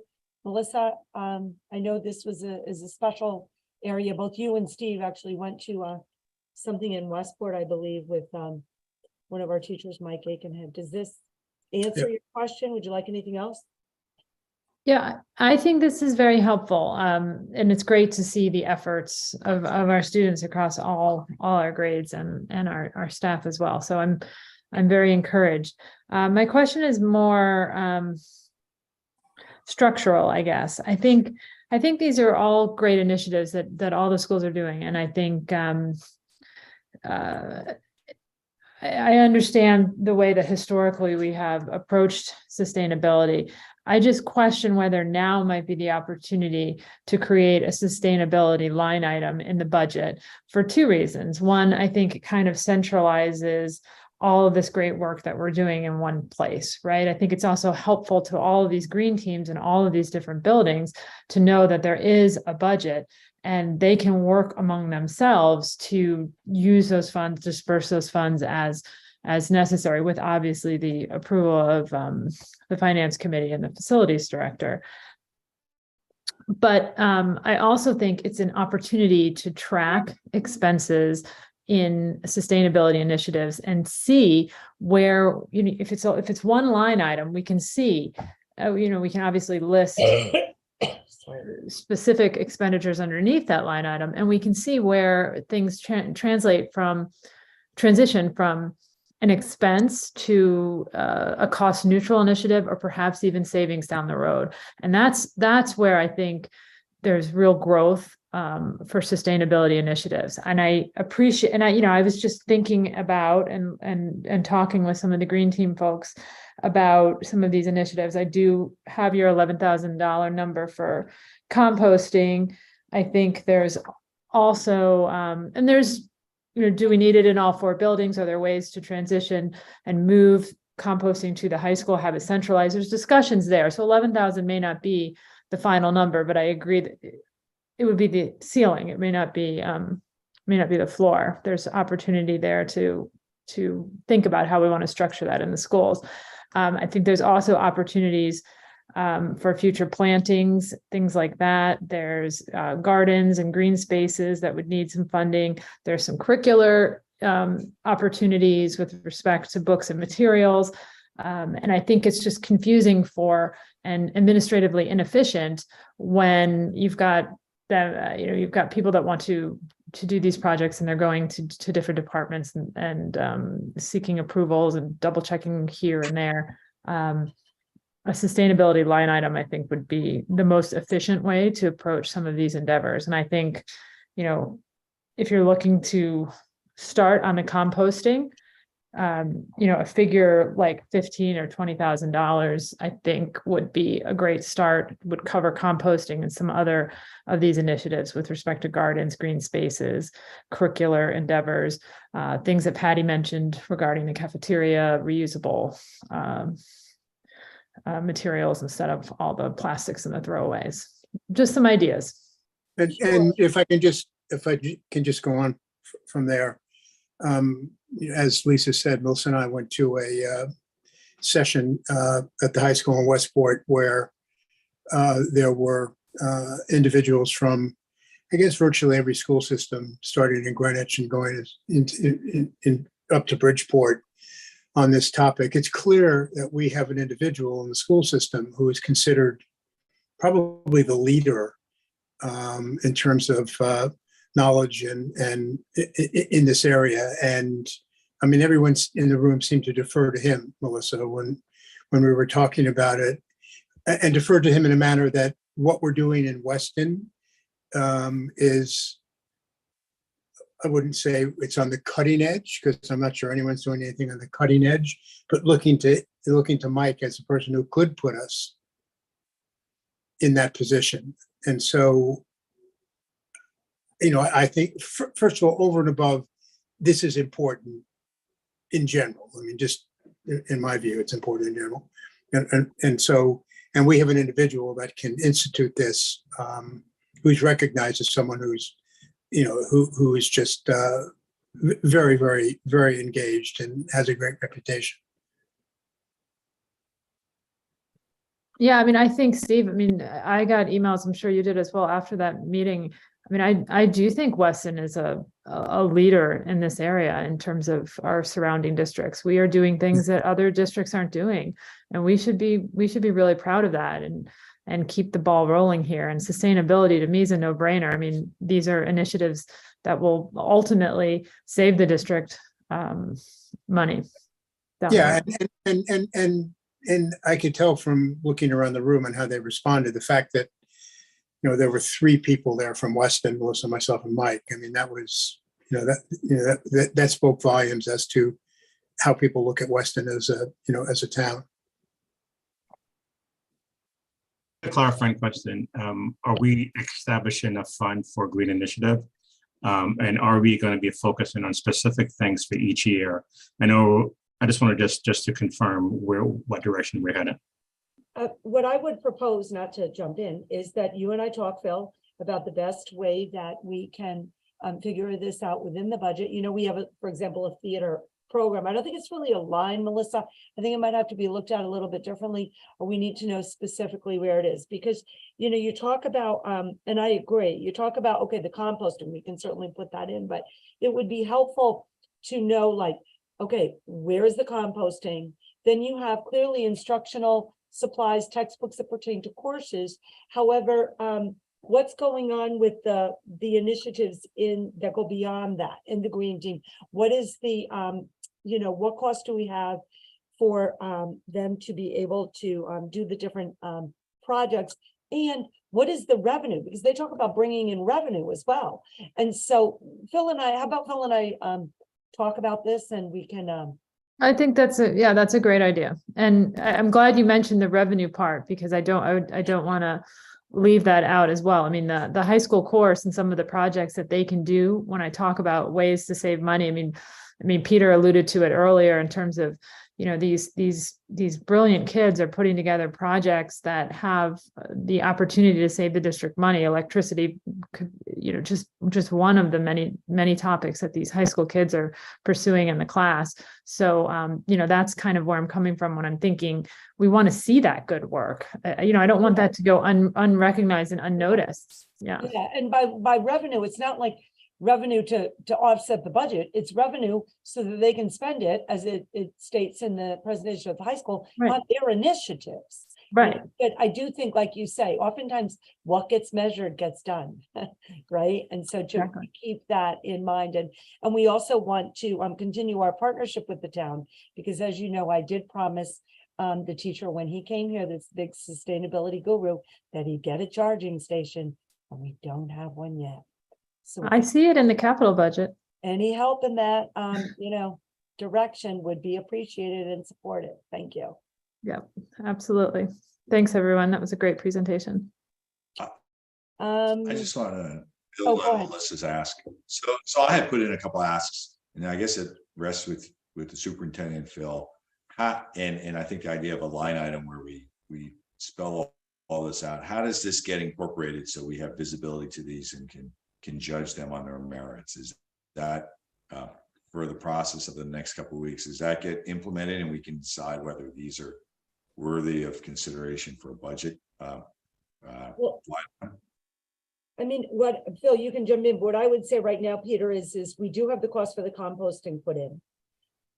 So that we don't have it listed. We've just told you, roughly the amount, and I believe it's what, $15,000, Phil, right? You put that in. That's probably the biggest piece right there. Under instructional supplies in science, and you look at the big instructional supplies, that's where you will find money for specific supplies for the kids to use, whether it be materials that are needed at the intermediate school. It all kinds of comes out of their school-based instructional supplies budget. But we can flesh out a proposed how we can move forward in that, Phil, to make it clear moving forward. But right now, that's where you will find it kind of encapsulated in the budget under refuse, right, Phil? You want to jump in here? Correct.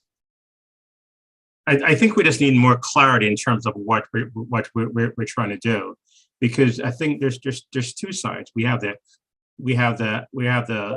items on the academic side, and then we have broad sustainability initiatives that we're trying to address. So I think if we're going to put a line item, that line item should only be focused really on those broad district-wide sustainability ideas that we have, and not so much on the academics. I agree, Phil. And just to be clear, when I mentioned books and materials, that was coming out of some of the initiatives, the broad initiatives that you're talking about. If we wanted to take something that the high school was doing, let's say, and maybe bring that over to Hurlbut or WIS and show the kids, and maybe there's useful to have a book or some material or something like that. You want to have a small budget to be able to do that thing. Yes, I do think all the science textbooks, anything that relates to sustainability that's coming through the regular curriculum and our regularly scheduled courses needs to stay there in books and in curriculum. This was just kind of the broad initiatives that you're talking about, making sure that our kids and our teams have the right resources to be able to, illustrate what they're doing and bring the younger grades in as well.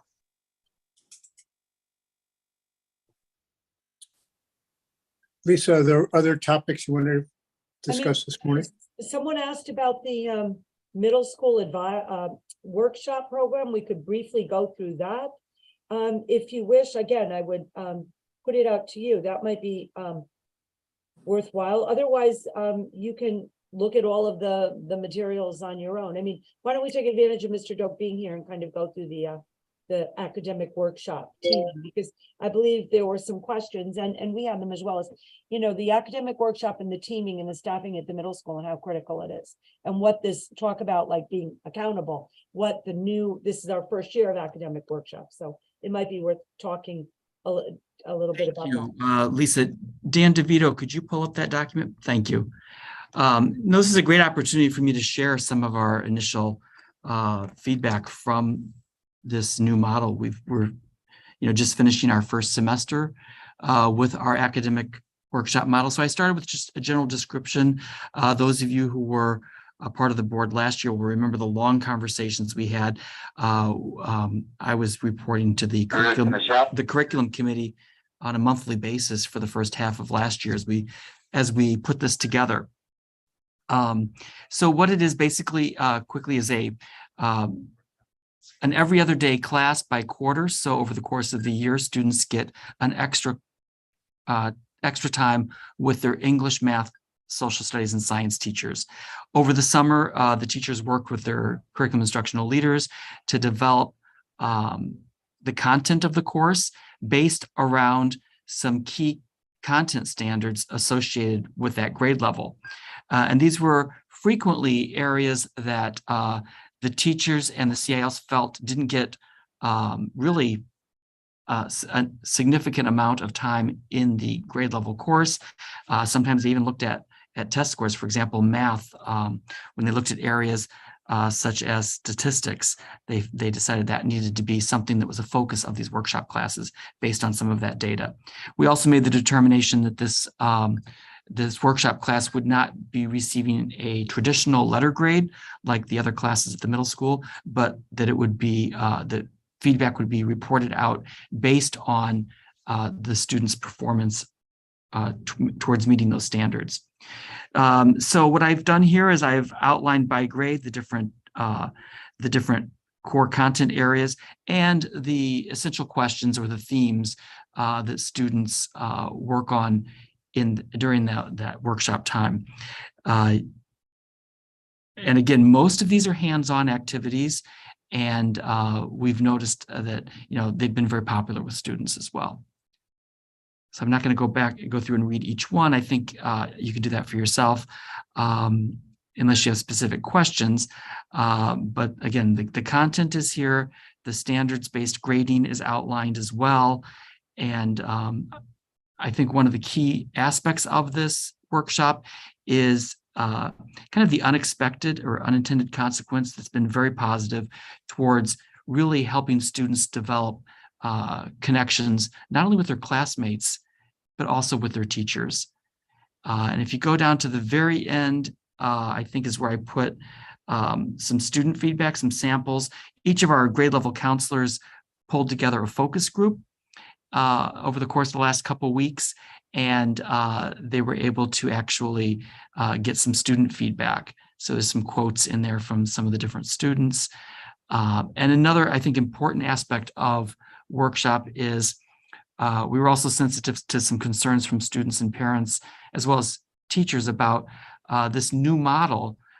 Without having quiet study in the middle school model anymore, we were concerned about students' access to teachers for extra help and time for questions regarding the homework. So the last 15 minutes of each workshop is dedicated to giving students the opportunity to see teachers for extra help. And we piloted a sign-up process for that, where students on a weekly basis can sign up for blocks during that time. And sometimes it's actually the teachers that are reaching out to the students to ask them to come see them at the end of workshop. Again, this workshop class, students have it every other day for a quarter. Teachers have it every day. It's their 5th assignment at the middle school. So that's what allows us to have the small group setting, which really has had such a positive impact. What I'm seeing on the screen right now, that one quote that stood out to me was the student who said in 7th grade, "I made a new really good friend during the workshop class this year. The smaller classes made it easier to connect. Workshop gave me a lifetime friend." That just warmed my heart to hear that. But when you also read about some of the content, the approach to learning it and how unique that was, and just the impact of getting to know their teachers as well was such a positive. So that was a quick overview. There's a lot of detail here that you can read on your own. I'm happy to answer any questions about how workshop is going so far at the middle school.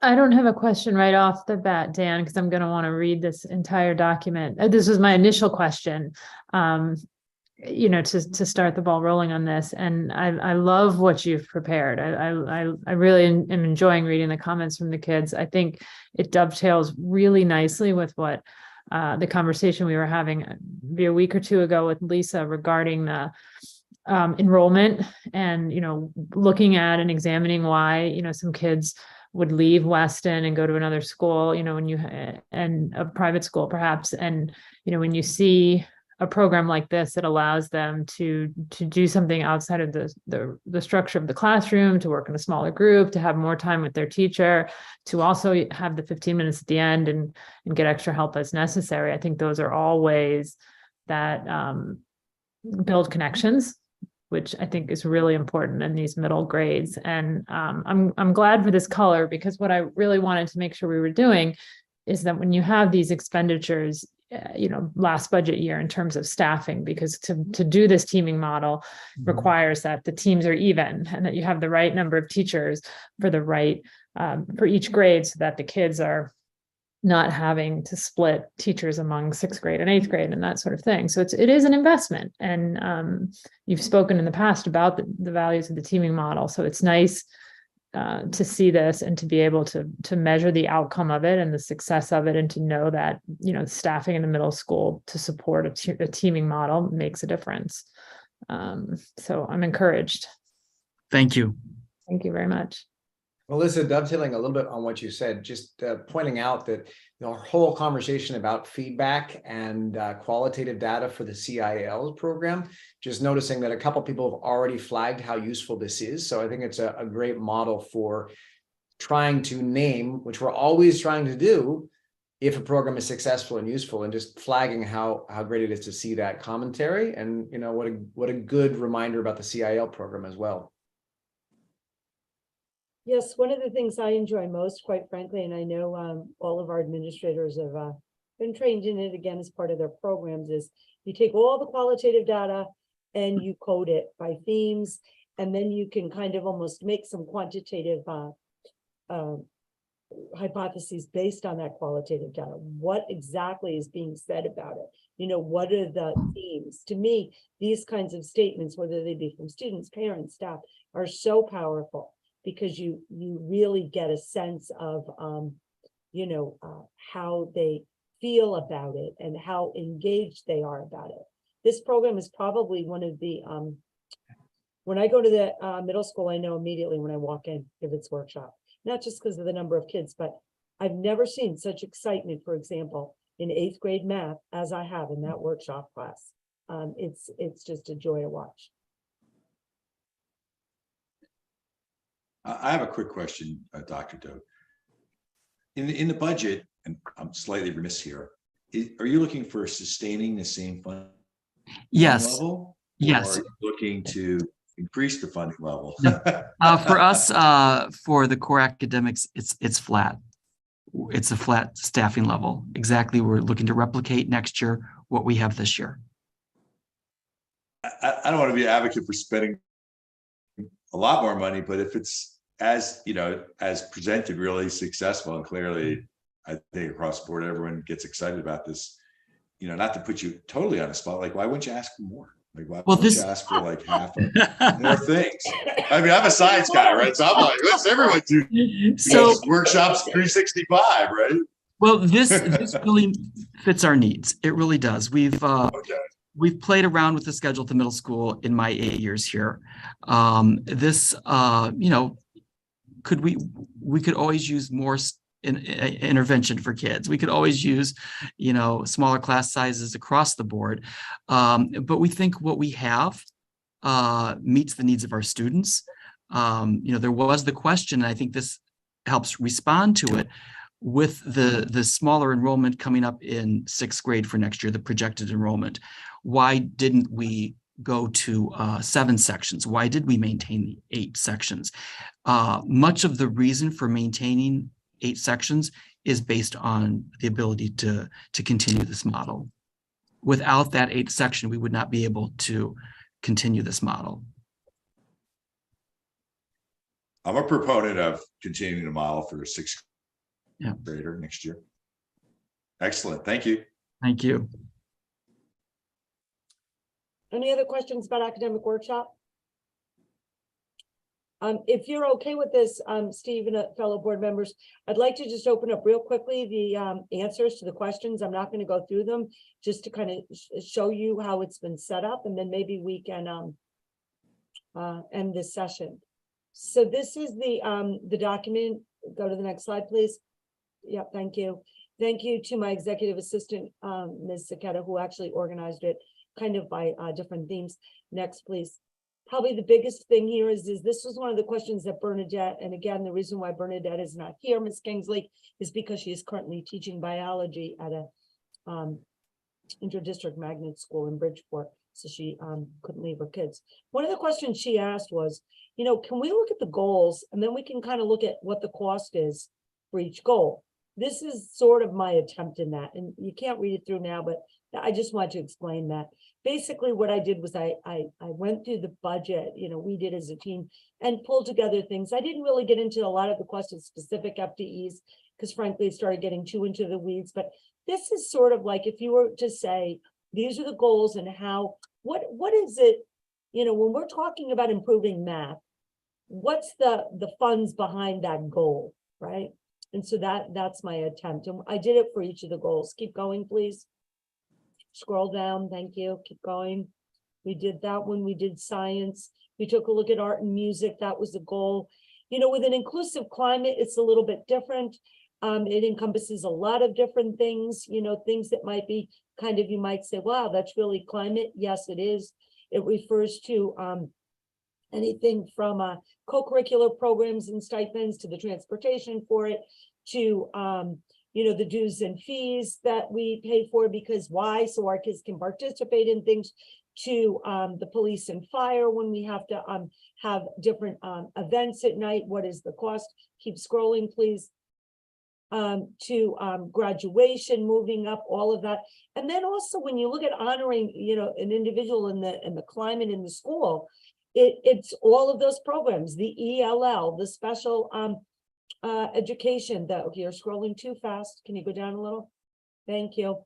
The talented and gifted, the pathways program at the high school, which I know there was a question about that. We did provide a detailed answer in this document. All of that contributes to the safe climate, as well as the request for an additional security specialist. There was also a reference about technology. And so I, you know, some of the things are italicized where you see technology in the other goals. What's the cost of technology? How does it look? Keep going, please. You can scroll now. Thank you. This is the section on curriculum instruction. Here you'll find answers to specifically about materials and the new reading program and everything else. Keep going, please. Thank you. Keep going. Yep, keep going. Okay, here's where there was some questions about specifically. Can you go down, please? You're going a little too fast. Go back, please. Go back, please. Thank you. Go back. I'll tell you when to scroll up, okay? Oh my, no. Go up now, please. Okay, that's all about the reading. Okay, scroll down, please, to the next question. To the next question, please. The questions are in black. Thank you. This is where it talks about specifically about math and some questions about math. We have a detailed answer there. Keep going to the next black question, please. Now we have information on the SILs. Stop. Most of those questions relate to the presentation. Keep going, please, to the next black part. Yep, technology. Here you have answers about the technology and linked to the presentation, and then some things about leases, etc. Keep going to 16, please. Question 16. Question 16 in the next section talks all about metrics, evidence indicators of success. We have talked all about that. There were several questions on that. Next question, 17. Okay, 17 goes into it about metrics. 18 as well. How else do we evaluate ourselves? Keep going to 19. 19 touches on blue ribbon. We provided a link if you care to know more information about that. 20 is where you'll find out about alternative pathways. And we have some specifics, and the academic workshop model we just went through. 21, please. Okay, 21, we have the sustainability. The next section, the next few questions go all into enrollment, and we have all of that in there for you. Keep going to the next section, please. Keep going. We've answered most of those in the presentations. Keep going. Staffing, again, I think we've answered a lot of those. Talking about why certain staff decrease, increase, school psychologists, social, emotional. You'll find all the answers there. Keep going. Responsibilities of assistant directors. Tracy Edwards wrote a detailed response there. There's some questions about some increases in salaries. That was question 33. Keep going. And then it talks about a finance coordinator. We put a detailed explanation in there about turnover savings, stipends, all of that. Keep going. And then there are a bunch of things on facilities, transportation, security and safety. Keep going. One thing I do want to say about safety, there was a concern, it was also expressed by the public. Wow, we're decreasing safety. It's because it was a lease. We still value safety and security above all. That's why you see the decrease. So that's important. Keep going, more about transportation with athletics. Then there's some miscellaneous, if you can go to the very end, please. The very end has to deal with, okay, stop, grants. And I have to tell you, I apologize. With all this work, I still have not finished the grant piece. I will have it to you no later than tomorrow morning. The answer will be provided and the postings of the documents. Okay, that's a summary of all the work that we have tried to get to you in a timely way as possible. There's a lot of material here. I understand that. It's a lot for you to go through. Hopefully we have done it in a, you know, a friendly way, if you will, that it's easy to read. Our next Board of Ed meeting is on the 17th. That's a regular meeting. Then we have a public forum on the 19th. We have another budget workshop specifically for the Board of Ed on the 23rd. And then hopefully on the 24th, you will be ready to approve and adopt the budget. If there's anything else that we can provide to you between now and then, we are certainly happy to. Lisa, I just had one question. You were scrolling through it quickly, so I'm not sure if I saw it. The 3-year year budget. Oh, multi-forma, I'm sorry, Melissa, it's listed in the document is posted. Okay. Okay, it's there. It's in one of the yeah, there it is. There it is. Performa budgets. It's there. Okay. Thank you. So there it is. You need an eye exam to be able to read this. I can't read it, but I don't know if you would like Phil to talk to this right now. We can certainly do that before we close. No, I've looked, well, don't let me speak for everyone else. I've looked at this, and I also see what the Board of Finance has done, and this is kind of consistent with, from a percentage changes, consistent with the way they're thinking as well. Yeah, why don't you let us take a look at it, and then if we have any questions, we can ask Phil during the next session. This is the first time seeing it, so I haven't had a chance to digest it. I mean, what I would respectfully suggest is go through all of this between now and the next session. It's a lot. And then if there are other questions, you know, as you go through it, if other questions come to mind, follow-ups, please let us know. We are here to provide as much information in a timely way as possible. We certainly don't have to wait till the 23rd for the next section. If you look through it and say, you know, I need more information on this, or what does it mean? And I just want to thank you for all of this, because I will say, having gone through, I think, maybe 4 budget cycles over the course of my time on the Board of Ed, this is the most thorough and fastest production of answers that I've seen to date. So I know it's a tremendous amount of work, and I can't say enough how much I appreciate the response to these questions so quickly. So thank you to all of you on this call, because I know you all were working on this, I'm sure. Yeah, and this will lead to, this will lead to a much better discussion with the town, with our fellow citizens and with the Board of Selectmen and ultimately the Board of Finance. So, I mean, you've really gone very far in answering our questions as a board, which are detailed unto themselves. And I think it's going to be great when we, get to other aspects of the town before we finalize the budget. Can I just ask one thing, Phil? This is the operational pro forma, right? And I think Melissa commented too. We like your color coded capital sort of future expenses. Is there any way to integrate both together so we can sort of see where your thinking is with both operational and capital through 2026, 2027? Yeah.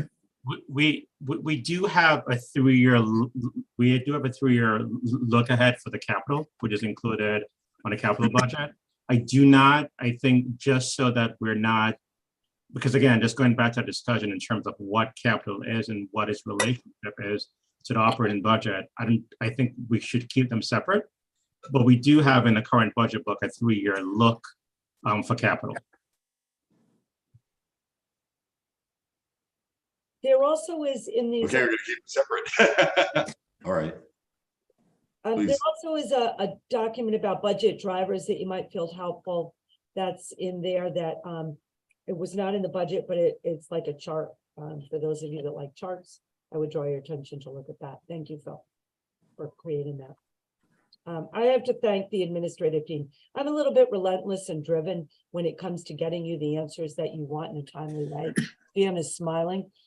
So thank you, administrators, for your patience with me this week in making sure that it all came together, because I do think that, there's nothing worse than you don't know the answer, or you don't understand, and to be able to make an informed decision and to be able to approve or not approve a budget, there's a lot at stake here. And I am very conscious of the fact that we are asking for $1.9 million more to be added to the budget.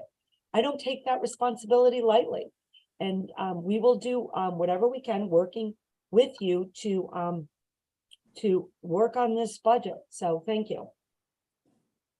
Lisa, one quick question. I probably missed this. I appreciate so much all the supplemental documents. The one you just showed, the PDF with your just written responses, where can we access that one? It's there. It's there. Okay, great. I was just confused. I missed that one. Thank you. Yeah, it should be listed, budget questions. But again, the grant piece, it's referencing a document. I have not finished it. Okay. I'm going to finish it this afternoon. Chad, it's under budget on the website. On the Board of Ed division, Yeah, it's budget. It has documents there.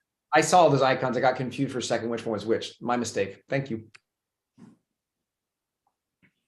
If everyone's good with the journey, and it's been a very informative morning. Yeah. Very much. So with that, can I have a motion to adjourn? I'll make the motion to adjourn. Is there a second? A second. All those in favor? Say aye. Aye. Aye. Thank you very much. It's been great. Thanks, Lisa. Thank